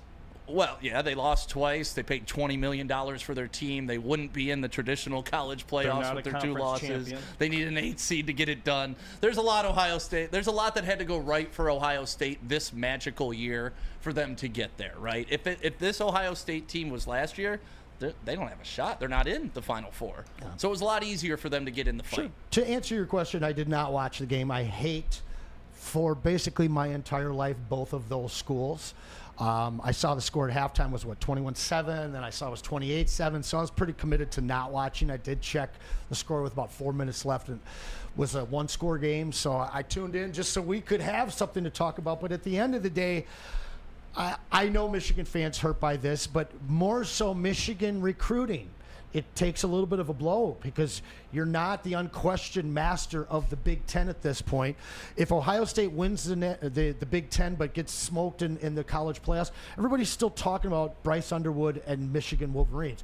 But now as much as you're talking about those guys, you absolutely have to be talking about the national championships or the national champion Ohio State Buckeyes, and that does hurt a competing program, whether you like it or not. Yeah, I don't know. No, it doesn't kill them. You know what I'm saying? I mean, these two teams are going to be top 10 teams coming in. Great offseason, like getting Bryce Underwood, getting a couple transfers in the transfer portal. I think Michigan will be fine, and rooting for all teams to be undefeated when they play each other. And then just give me a good game, and I'll be a happy man. Where are we going next, Dr. P? That's the thing, man. Give me a good game. Yeah, that's Dr. all P. I care about, right? Like, agree, when I dude. don't have a vested interest, because I'm not a gambling man either. Right. I just want to see good sports. That's all I want to see. Give us a freaking good matchup. I agree with you 100% there, Stick. Well, you know who also agrees with you? Dr. Pierce? Dr. Pierce is going to agree with you as well. And attention sports fans, don't miss out on expert sports injury insights with Dr. Jeffrey Pierce of Michigan Sports and Spine. Join Dr. Pierce every Tuesday during Big D Energy. That was earlier today. And he also joins us on Thursdays during Ermanni and Edwards with Maz, where he offers top-notch injury advice. Trust the guy that DMAC trusts. It's Dr. Jeff Pierce. He is here to keep you in the game and keep you performing at your best. For more information, visit MichiganSportandSpine.com or call 248-426-9944, and we will be right back. Love Woodward Sports? Love wearing clothes? Then you should be wearing Woodward Sports clothes. Check out our full line of merch at woodwardsports.com. Just click on Shop. We have all your favorite designs, like Dan Campbell kneecaps, Woodward Golf, and of course, our own logoed out merchandise. Men, women, infants, kids all love Woodward Sports. Impress your friends. Impress your boss. Impress your dog. Buy Woodward Sports merch today. Into any Lady Jane's Haircuts for Men today. Open 7 days a week. Sit back, relax, and enjoy precision haircut, scalp massage, hot leather neck shave, and hot towel treatment from one of our talented stylists. Step up your game this season and take advantage of our $20 haircut special. Scan the QR code and get your coupon today. Lady Jane's Haircuts for Men, the ultimate haircut experience. Open 7 days a week. Walk-ins always welcome. Lady Jane's Haircuts for Men. It's wicked awesome. Is that an octopus in your pants, or are you just happy to see me? See what I did there? Go Red Wings! From Octopi Experts Woodward Sports. Soroki's crispy chicken and pizza. They're popping up everywhere you go. And look, even though the Lions aren't playing, Championship Sunday is coming, and there's nothing better than getting those wings, a pile of them, putting them in front of you, stuffing your face while you're crying over the Lions not being in championship weekend. Real fan favorites, Soroki's crispy chicken and pizza. Welcome back to Ermanni and Edwards with Maz right here on the Woodward Sports Network. Without Ermanni, Edwards, or Maz, my name is Stick, a.k.a. Vanilla Bo Jackson. That is Anson Wells. We have the lovely Maria in the sound booth, who this is your last week, right, Maria? Yes, I end on Thursday. What have you learned on your internship here at Woodward Sports? Can't put me on the spot like that. So you've learned nothing. Awesome. Okay, thank you. No, Par for the course. I learned that this is what I love. It's been so much fun. I learned how to do TD. I learned how to do the audio booth. Be more comfortable on the camera. Everything that I'm going to need, hopefully, in the future. And you're not a big sports gal, right? I know nothing about sports. Wait a second. Maria, what does it mean to be over 500? Oh, you told me this like 2 weeks ago. You can do it, Maria. I have faith. I don't remember. Okay, Oh, so wait, she... It means they have a winning Wait, wait, record. 50-50. What? 50-50. 50-50. Close enough. Won and lost the same amount of games. And so you want to be above that, right? Yeah. She's learned things. She knows what par for the course means, too. That means golf. That means golf. So what do you want to do with your career, Maria? I have no idea still. I want to do something in this field, though. I like broadcast. I love, like, live shows. I think you're cut out Being for it. behind the scenes of it, like, watching it, like, come to life. And when are you done with college? I end in May. Are you moving back to Michigan? We're going to see where life takes me. Okay. Have you ever thought about doing, like, sideline reporting and stuff like that? I have not. Okay, we'll talk about that. I think I may have some opportunities for you. That would be really cool. Yeah, it's fun. It's a cool job. You know, I do a lot of high school football games, so we always need some sideline reporters, and it's always a good way to cut your teeth. You know. That would be so cool. So yeah, thank you for coming in and blessing us with your internship. It's been nice to have you around. Fun. I'm glad I got to do this instead of sitting home for 6 weeks. So I can't believe you had 6 weeks off. Nice. Yeah, because you can go abroad during this period. Oh, and you chose Detroit. I went abroad last year. I wasn't doing that again. Where'd you go? I went to Florence. Nice. Got Florence for 3 weeks. Very nice. Good choice. Oh, I thought you were talking Florence, Texas. Thanks, Chase. We are cultured. I hope you know that.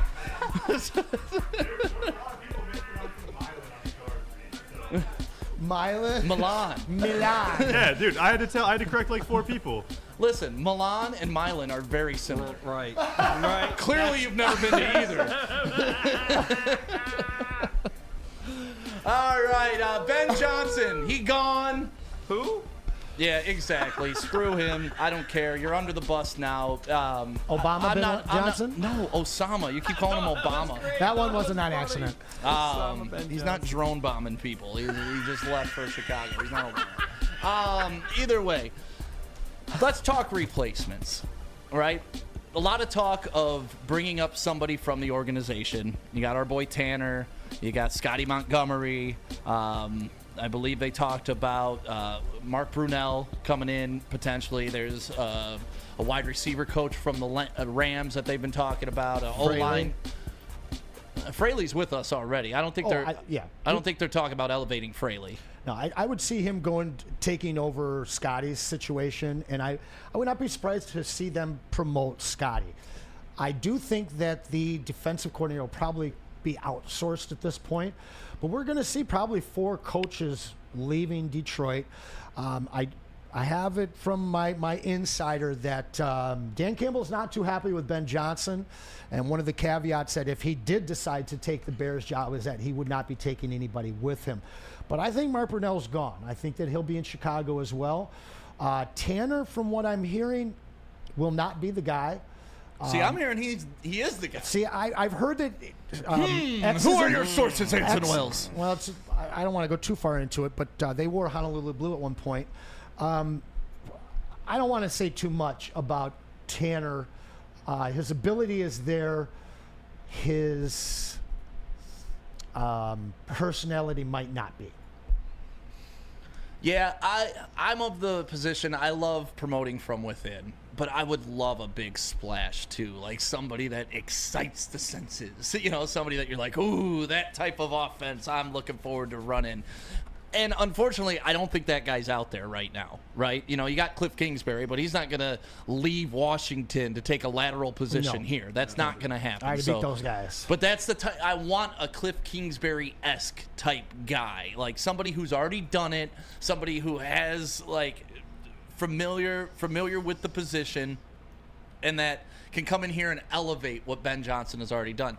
I'm not too familiar with all what the underling coaches have done with the Lions organization. Obviously, Dan Campbell, Brad Holmes, Chris Spielman, they all have a better pulse on that than I do. I've never seen Tanner draw up a play. They have, right? But for me, I really want this Lions next squad to almost be like the Avengers, right? Not a bunch of guys on the come up, but a bunch of guys who have already done it and are ready to do it again. I feel you on that, but I kind of feel like they already brought the Avengers in when they first set this thing up. Some of the Avengers were dispatched pretty quickly. Aubrey Pleasant? Yeah, and some of those Avengers now are going on to bigger jobs. But one thing that we have seen from this regime is their ability to develop not only players but coaches. Like I started off early in the thing, Ben Johnson was a quality control coach. I don't even know what that means. Hired by Quintricia to be here, and he was able to stay. Remember, Dan Campbell took over and made his own calls. He called his own plays for about a year. So it could be argued that a lot of this is Dan Campbell's or the Lions offense. Yeah, I don't argue it. I hit people over the head with that. and- Like the people that are, Ben Johnson made Jared Goff. It's like, no, you don't understand what Dan Campbell's a Sean Payton disciple. Like, he's an offensive mind. He's the one who plucked Ben Johnson out of being a tight end coach. He's the one who I'm sure told Ben Johnson, hey, here's the parameters, here's our vernacular, here's what I want to run. Go wild with it, have as much fun as you want, but here's the basics. Yeah. And I think he could do that again. Sure, and you know, we love the trick plays, but the trick plays, we could argue, cost us in the playoff game. You know, for this team moving forward, we've seen them not give up big money contracts to splashy free agents, not trade future draft picks for big names. These guys are doing it the old school way, and I think they're at a point where they've created such a culture. And again, this is brand new Lions stuff. I think that you can kind of be both. You can have the SOL Ghosts while truly recognizing that this is a brand new franchise on a brand new road that we've never seen before. But what I've seen, they've been unwilling to bring in splashy, big personalities. I don't see that changing with this coaching hunt. Maybe you see Robert Saleh, a hometown guy, come in, and maybe that's your splashy thing, but these guys have a system that they have created, and they have been able to develop both players and coaches within that system. I don't see them straying too far from that. Yeah, and listen, I'm not going to be mad if they do, because, right, like I'm telling you, I don't have a ton of information on these guys. I've never seen them draw up plays. Brunell is probably the one you have the most familiar because he was a player. Sure. He's been here as a quarterbacks coach for a while. He'd probably be the guy I'm most comfortable with, like, oh, that makes the most sense. But like I said, I want a splash guy, and Skydog put it in like a Wink Martindale or a Rex Ryan. Obviously, those are defensive coaches. Sexy but names. yes, that's the exact type of hire I want. Like, I want when people look at our coaching staff to be like, oh my God. And obviously, they already felt that way with AG and Ben Johnson because of the contracts that they're getting. They look at them as potential head coaches. But I want them to know, like, no question, this is the right guy. And I think where the Lions are with the tools that they have, the weapons they have, the potential they have on defense coming up this year with that defensive line getting healthy, with Aiden Hutchinson coming back, Aleem McNeil coming back. Now you get DJ Reader, and you know you got Z on the other end. Like, that's going to be a formidable defensive line. I just want someone that knows what to do with it. That's all. I don't want somebody learning on the job this year. It's different stakes now. We could hire a Ben Johnson and Aaron Glenn when you're in the building stage, but now we're in the finishing stage, and I want a pro to come in and finish it off. Who do you think is set up for more success as a head coach, AG or Ben Johnson? I think that AG will be a better head coach. I don't know where AG's going, yeah. He's going to the Jets. I think that he will be a better head coach than a coordinator. I don't know. I honestly, you never know with these guys, right? Like, AG has proven to be a leader of men. Mm-hmm. He's proven to control a locker room. He's done it at several different locations, right? He did it when he was in New Orleans. You know, he did it here with Dan Campbell. Ben Johnson, this was kind of his come up, right? Sure. Like, here in Detroit. So AG does have a little more pedigree. Maybe he'll be a better command of the locker room. I don't know. And that's yet to be seen. You don't know when you hire a guy who's never done the job to do the job if he can do the job. The AG and Ben Johnson are risks, and you're hoping they reach their ceiling. Yeah, I keep seeing the Josh McDaniels 2.0. I feel like Ben Johnson is a specialist, and like you said, AG is a leader of men. So, I mean, I don't know whether we'll welcome him back. Probably would have if he would have failed in New England, but I think last week I was talking, we'll probably see Ben Johnson back in Detroit by 2029. I don't think that anybody that takes over the Bears job at this point, if you are planning on Caleb Williams being your future, is going to find a whole lot of success. So Yeah. I think that AG's taking on a bigger job because honestly, who's going to be their quarterback next year? You traded a whole bunch of things to get a bunch of veteran players that didn't work out for you. You didn't even make the playoffs. The Jets' job, that's a lot to overcome, and I think that he's better suited to do it. I think the Bears are just kind of cursed at this point.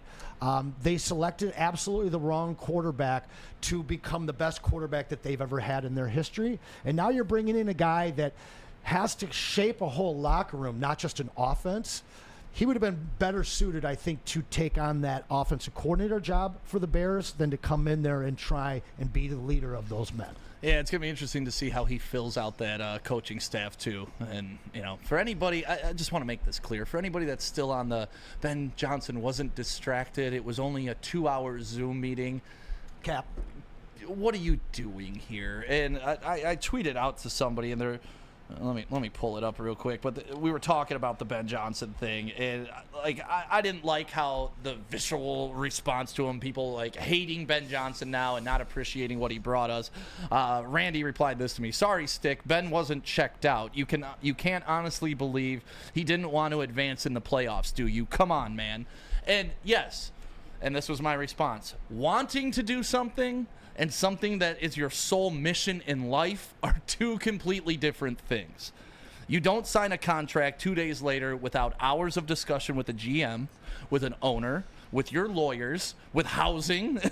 I mean, then you got to evaluate talent, their assets, etc. It's a lot of work to make a lifetime decision. So if you want to try to convince me that it was a 2-hour Zoom call during their time off and that was the only distraction, you're lying to yourself and you're lying to everybody around you, because Ben Johnson was distracted in that game. Did it cost us the game? I don't know.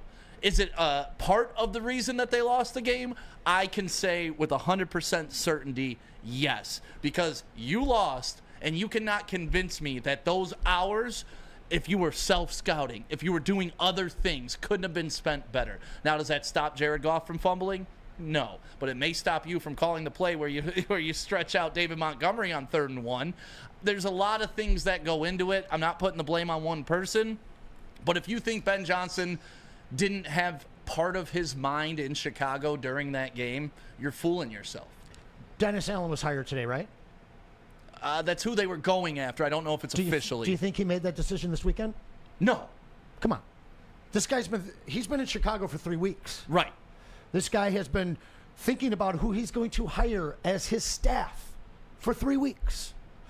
And this guy has the biggest game. I know the NFC Championship was huge, but listen, to be the number 1 seed and host a game at home as the number 1 seed at Ford Field, that should be the biggest thing on that man's plate, and it certainly was not. There are 2 games that I will go out on a limb and say that Ben Johnson lost for us. When he decided to throw 50-plus times against the Buccaneers. Obviously, the Bills game, you got Josh Allen coming out and playing a literal perfect game. Did it 2 weeks in a row, in fact. But then you have this game here, and we can point to so many different instances. Literally, they're online saying, who's to blame for this pass, J-Mo or Ben Johnson? You tell a wide receiver who hasn't thrown a ball all year to throw a ball? Not all year. In college, he never threw a ball. In high school, he never threw a ball. That's on the OC, man. And listen, the guy was absolutely distracted. But double down on it. AG wasn't all there either. Period. All right?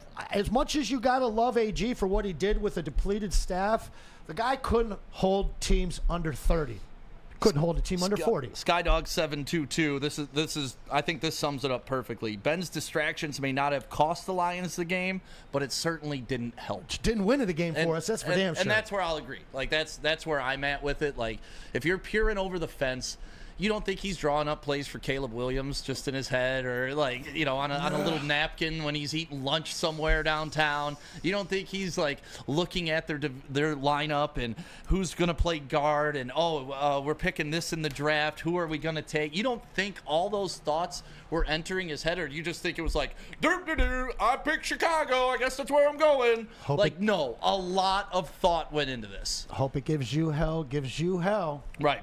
Wait till you come back to Detroit, man. You don't understand loyalty, my friend. I mean, just if we boo Stafford's, if we boo Stafford's kids, we gonna boo you. Yeah, girlfriend. Well, no, that was never proven. Fake ass Vikings, liars. You're liars. Your girlfriends are liars, Vikings. And your franchise is a fraud. Where are we going, Pete?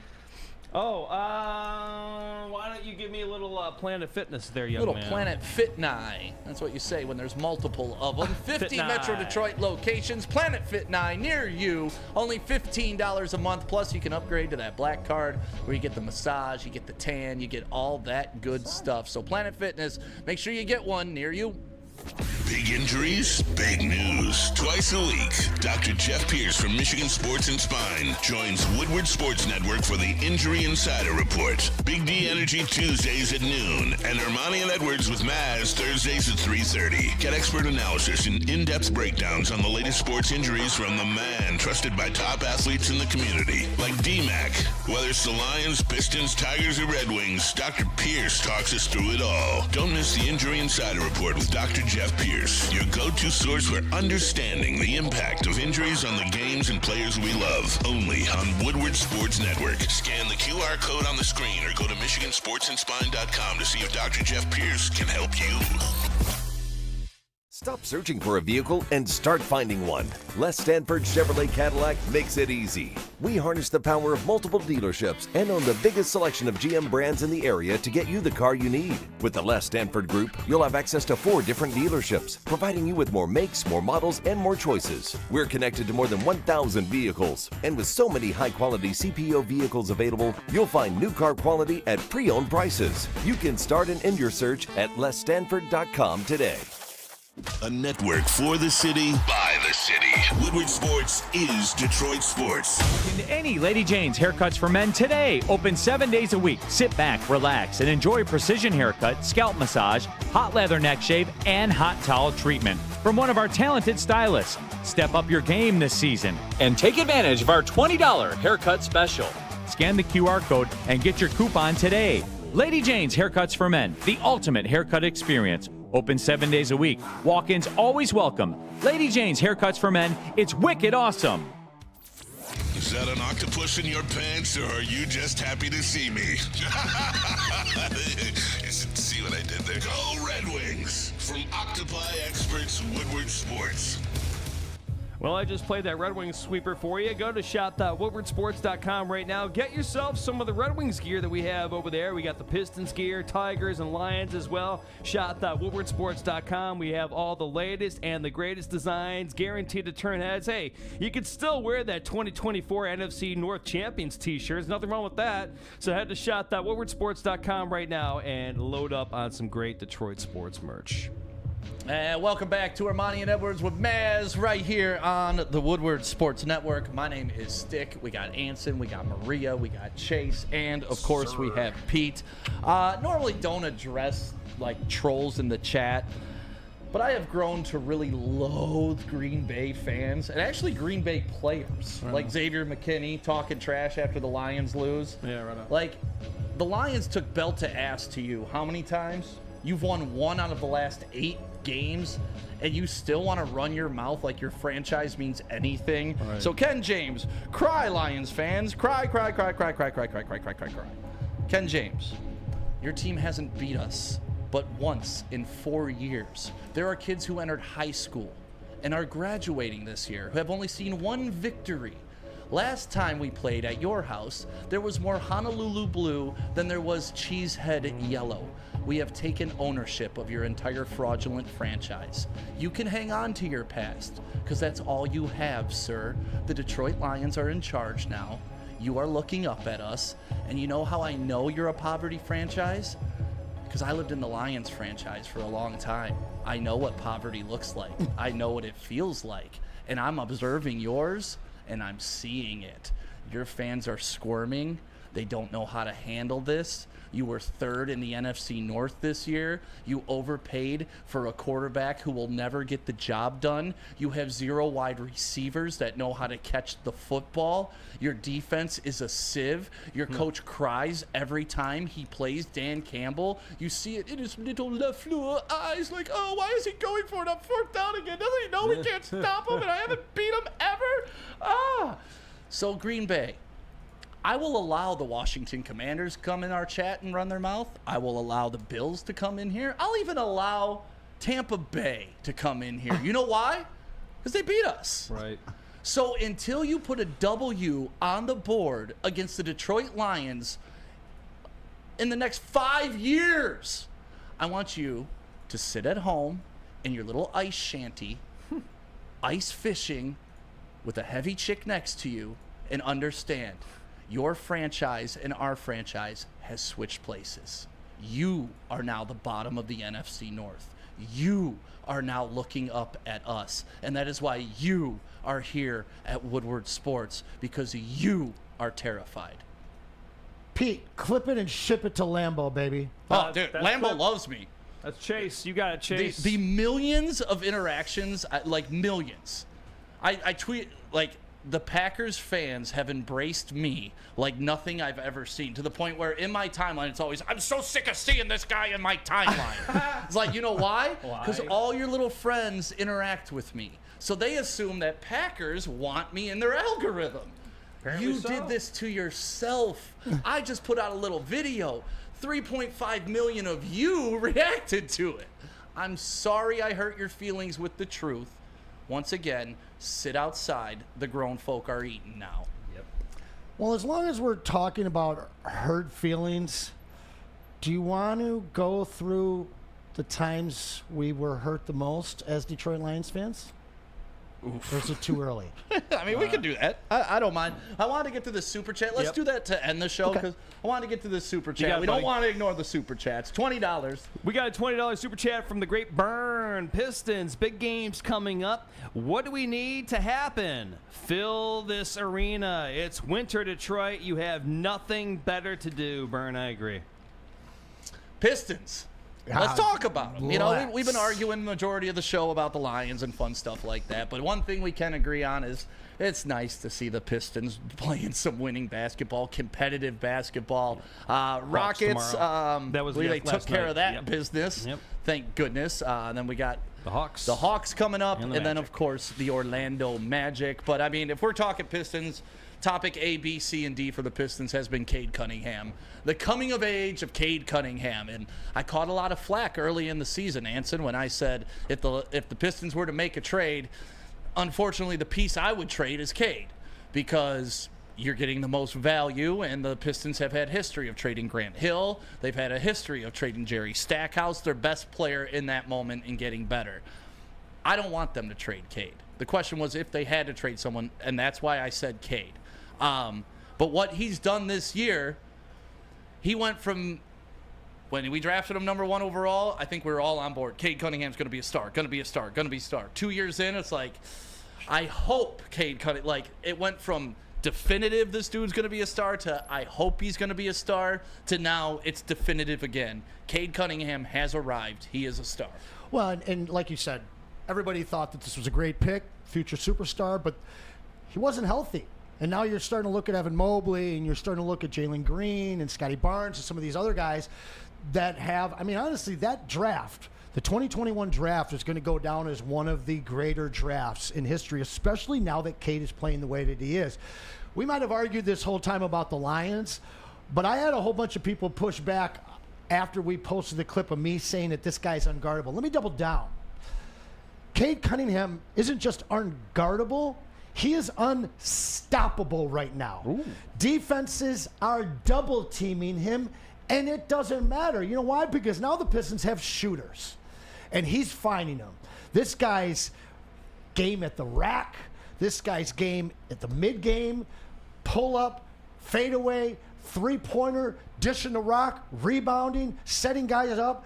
He is doing it absolutely all. Oh, and by the way, he's one of the best defenders in the league. Now, I do got to push back on these silly fools that want to trade Jalen Duren, because Jalen Duren, he was magic last night. In the last week or so, he's been really, really good, averaging over a double-double per game.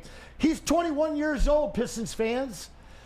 You know how old Ben Wallace was when he had his first great season? He was 26 years old. He's also, like, you look at Jalen Duren, and this guy is basically the biggest guy on the team. I know we got Paul Reed, but he doesn't even play. When you're asking him to be your power forward and center, be able to defend the jokers of the league, the Giannis's of the league, as well as the stretch forwards of the league, and that the only guy that you have to back him up, and I love him, is Beef Stew, a super undersized power forward and center in this league. What you're seeing out of Jalen Duren is a path to absolute stardom.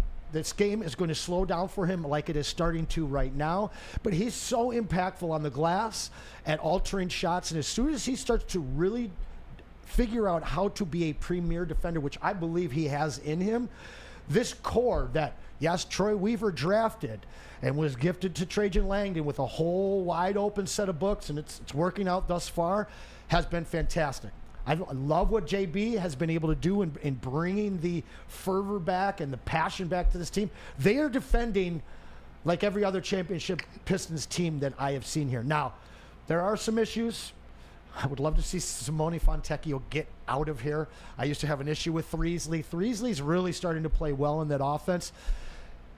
But when Cade sits, this team is in trouble. They are a player away, I believe, from really having at least one first round.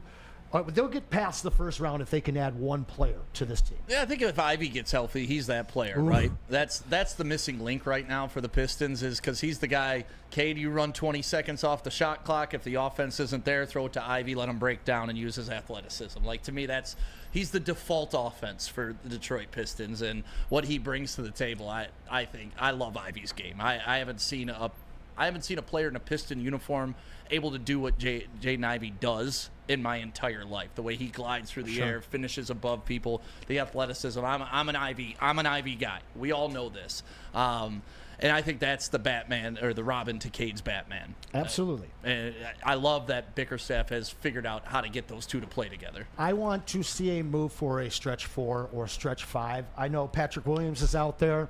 If you can get him for Fontecchio in a round and a pick or two in the second round, I'd be all for it.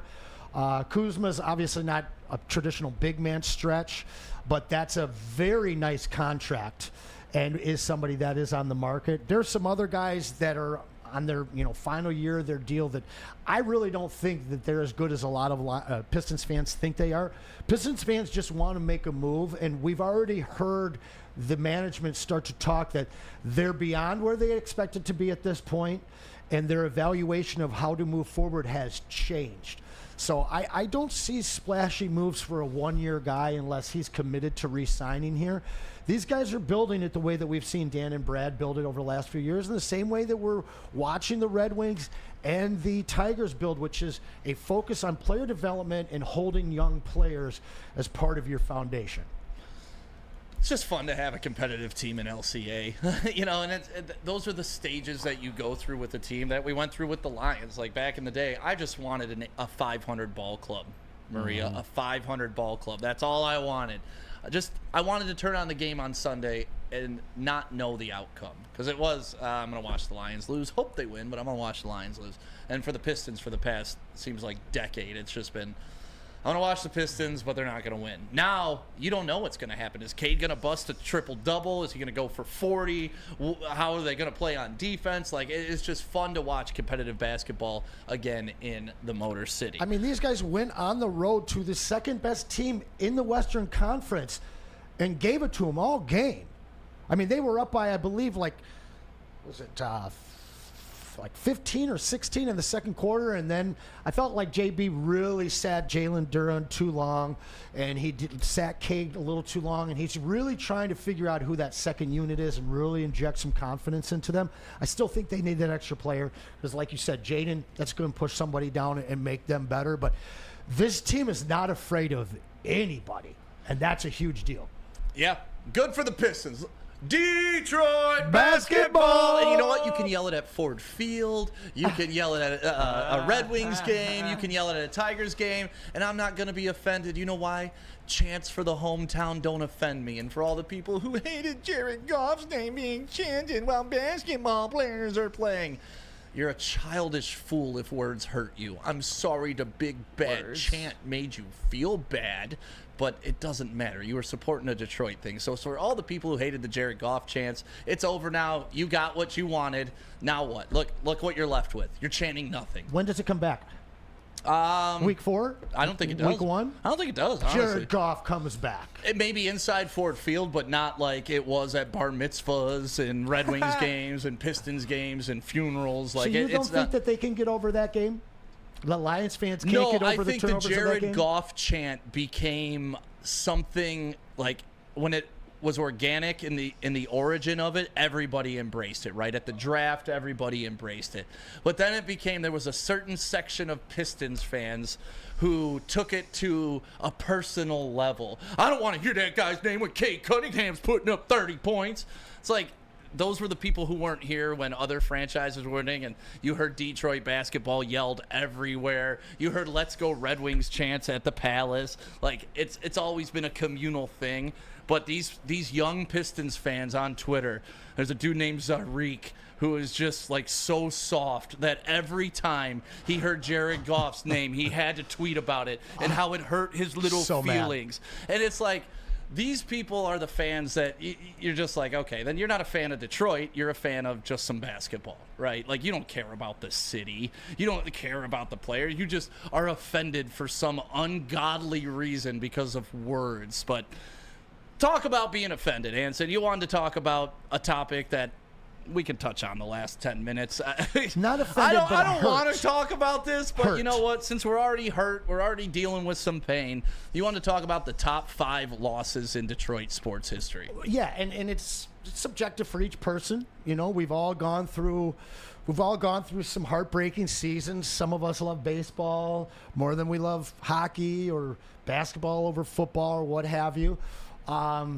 Pete, do you have an idea of your at least top 3 or top 5? I know my number losses? 1.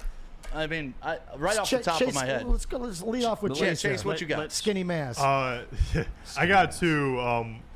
One of them would be the Game 7 09 Stanley Cup Finals, and then I'm double checking. I think it's the same year, that Game 163 against the Twins, and for the Tigers. That was 07, I think. Joe Mauer broke my heart. Oh, Joe Mauer broke a lot of hearts. Those are good calls, Chase, because I remember being that game 163 because Rick Porcello pitched 7 strong freaking innings for the Tigers in that game, and they still just couldn't get the offense to go. That's a good one, Chase, and I like the 09 too because I had a fraternity brother who was in Pittsburgh, man, and I kept giving him crap because of what we did to them in 08, and then he comes back and they win at Joe Louis Arena in 09. So that's a good one, Chase. Number 5 for me, 1991. 45 points to the Redskins. And then number 4 would be 2025. Gave up 45 points to the Redskins. I have a good one, guys. And that was a really rough drive home, man. And like I said, there's a few things that ended that day, and that was really tough for me. Number 3, walking back from the Alamo Dome to my hotel. Game 7. 2005, we were up by 7 points or 9 points with 7 minutes left in that game. And if you look at the fouls called on our big men versus the San Antonio big men, well, David Stern got involved in that one as well. Mm-hmm. And he also got involved with one before that, which was in 1988, when the Pistons were robbed of their first championship by a phantom foul of Bill Laimbeer on Kareem Abdul-Jabbar, which the photo of that, interestingly enough, hung over the desk of David Stern as he handed over the reins of the NBA to Mr. Silver. An intriguing pick, Chase, out of all the historical moments in the NBA to hang over your desk. But number 1. It's like Epstein with the Twin Towers hanging in his... Yeah, right. Number 1... Well, we talked about it earlier. You want to do that impression for me again? Which one? 1987. And it's a steal by Bird! Oh, God, no. Underneath to DJ. Listen, that was Game 5. I remember where I was. I remember Game 7, where I was when Vinny and Adrian Danley collided on the floor and concussed each other, and we somehow lost that game as well. But that Game 5, 1987... we were pretty positive we were winning that game. I mean, we were winning that game. And then we were coming back to the Silverdome, and we were finishing off the Celtics, brushing the ghosts out, and we were headed to L.A. That was my very first taste of heartbreak as a Detroit fan, and that one has absolutely never left me. I, in fact, just watched that game on YouTube about 2 weeks ago, and it's just as heartbreaking to watch now as it was then. I literally watched that game thinking something might change. It doesn't. That's a good list there, dude. I'm going to give you my top 3 real quick. Because we'll start. I got to go way back in the way back machine. First time I ever had my heart broken, 1980. What happened in 1980? My dad was going to do something cool for my 5th birthday. He's like, hey, let's go to the frickin' Rose Bowl. Michigan has a really good team this year. They were against USC the year before. Let's go to the frickin' Rose Bowl. We'll go to Disneyland as well. So we got the tickets. What happens in the big game? Ohio State beats Michigan. So I had to go to the 1980 Rose Bowl with my Michigan gear on, watching Ohio State take on USC. That was absolutely disgusting. 1987 was a bad one as well. It's like, that's like number 2 for me on my list, man. But number 1, dude, heartbreak of all heartbreaks, 1987 Tigers Blue Jays. And this crushed me.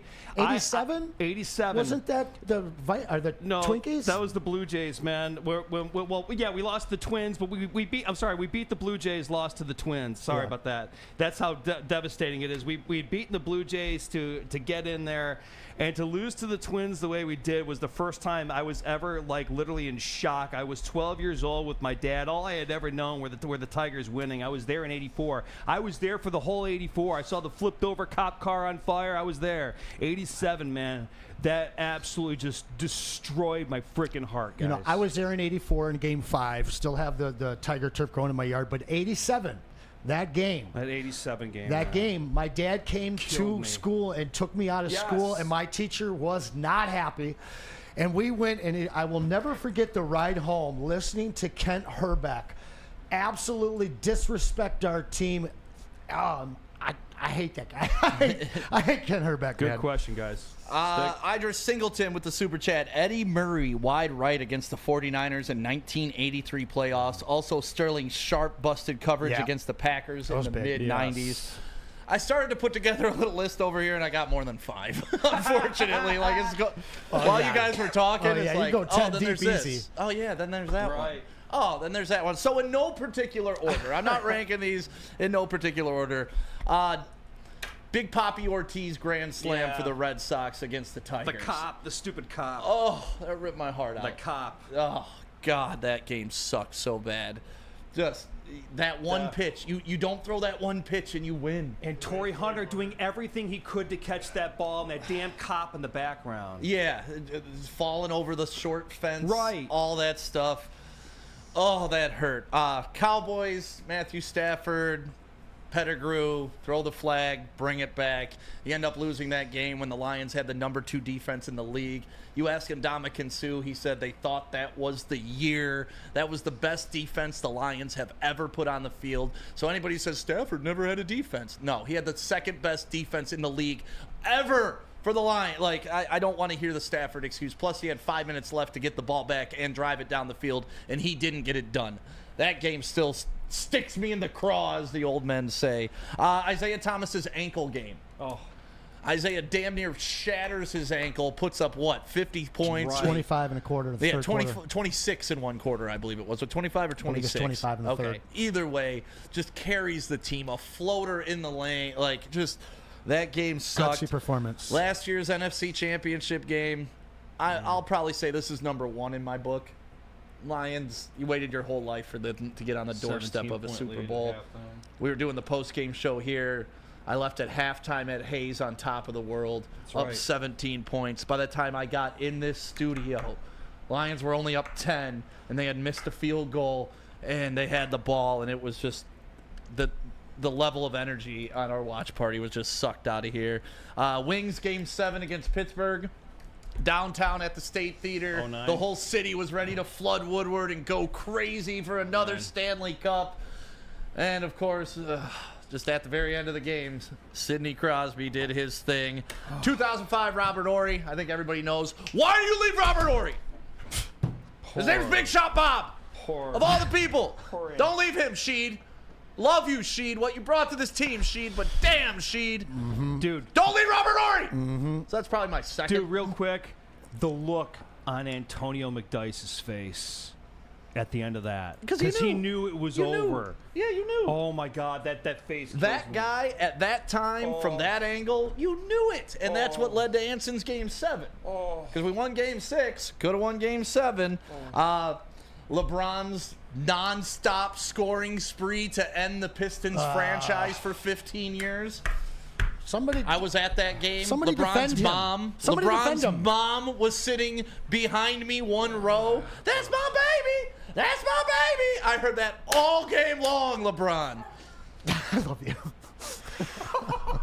It took me everything not to turn around and talk to his mom that day. But that's her baby, and if it was my kid, I'd be flexing too, right? If you win, you're allowed to talk your talk. And then the last one on my list, Oh, God. Oh, Mr. God, Chris forgot Webber. about that. I know it's not on your list because you hate Michigan. No, I but was a Michigan fan at that time, man. That growing broke up, my heart. The Fab Five. I still got the Fab Five picture hanging in my basement that I got when I was in junior high watching the Fab Five. In love with the whole program. Take that your was rough. baggy shorts and stuff them. The black socks. Take them and stuff them. Honestly, being up on Duke at halftime the year before broke my heart even worse. Like that timeout was was a so tough one. stupid, but it wasn't a guarantee that we were winning that game. I thought we were beating Duke. After Duke dispatched UNLV, I just hate those guys so bad. Ugh. What Yeah, about a long Houston three-pointer that's my against list. Michigan But- basketball? Here's the interesting part. If you do notice, Saturday wasn't on here. Oh, yeah. Maybe in a couple years or so, I'll look back at it as a devastating loss. But Good call. honestly, it didn't even pop in my head to put that on here. I know it made your list, but Saturday's not on here. Last year hurt me a lot more than this year.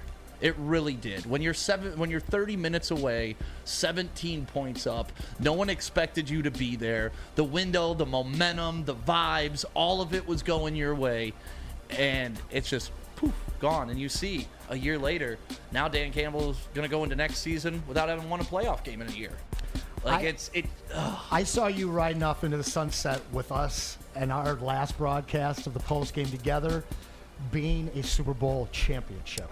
So did I, Anson. Having that stuff So did not I, happen Anson. together, that honestly, like, hey, I can watch football. I love football, but honestly, I didn't want to think about any of it on Sunday. And if I watch Josh Allen, I'm going to be thinking about not Matt Stafford. If I watch Matt Stafford or Josh Allen, I'm going to be thinking about Jared Goff. I'm going to be thinking about how we just short-armed it, our best opportunity ever to win a championship. Yep.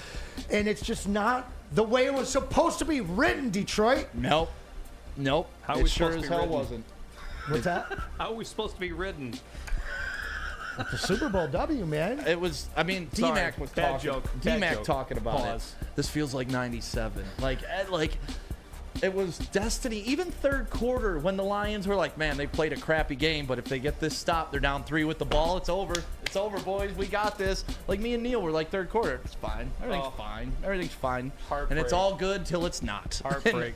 And now it's the off season, and that's Bring the that. draft. Well, Christmas great Day. show today, everybody. Thanks for tuning in. I hope you guys have a great Tuesday. Drive home safely. I hear the roads are absolutely atrocious and icy, so please drive safe. If you're out there, drive cautious, and have a great day. From Ermanni, Edwards, and Maz. Hopefully, are they in tomorrow? Yeah, they'll be back. They'll be back tomorrow. See ya.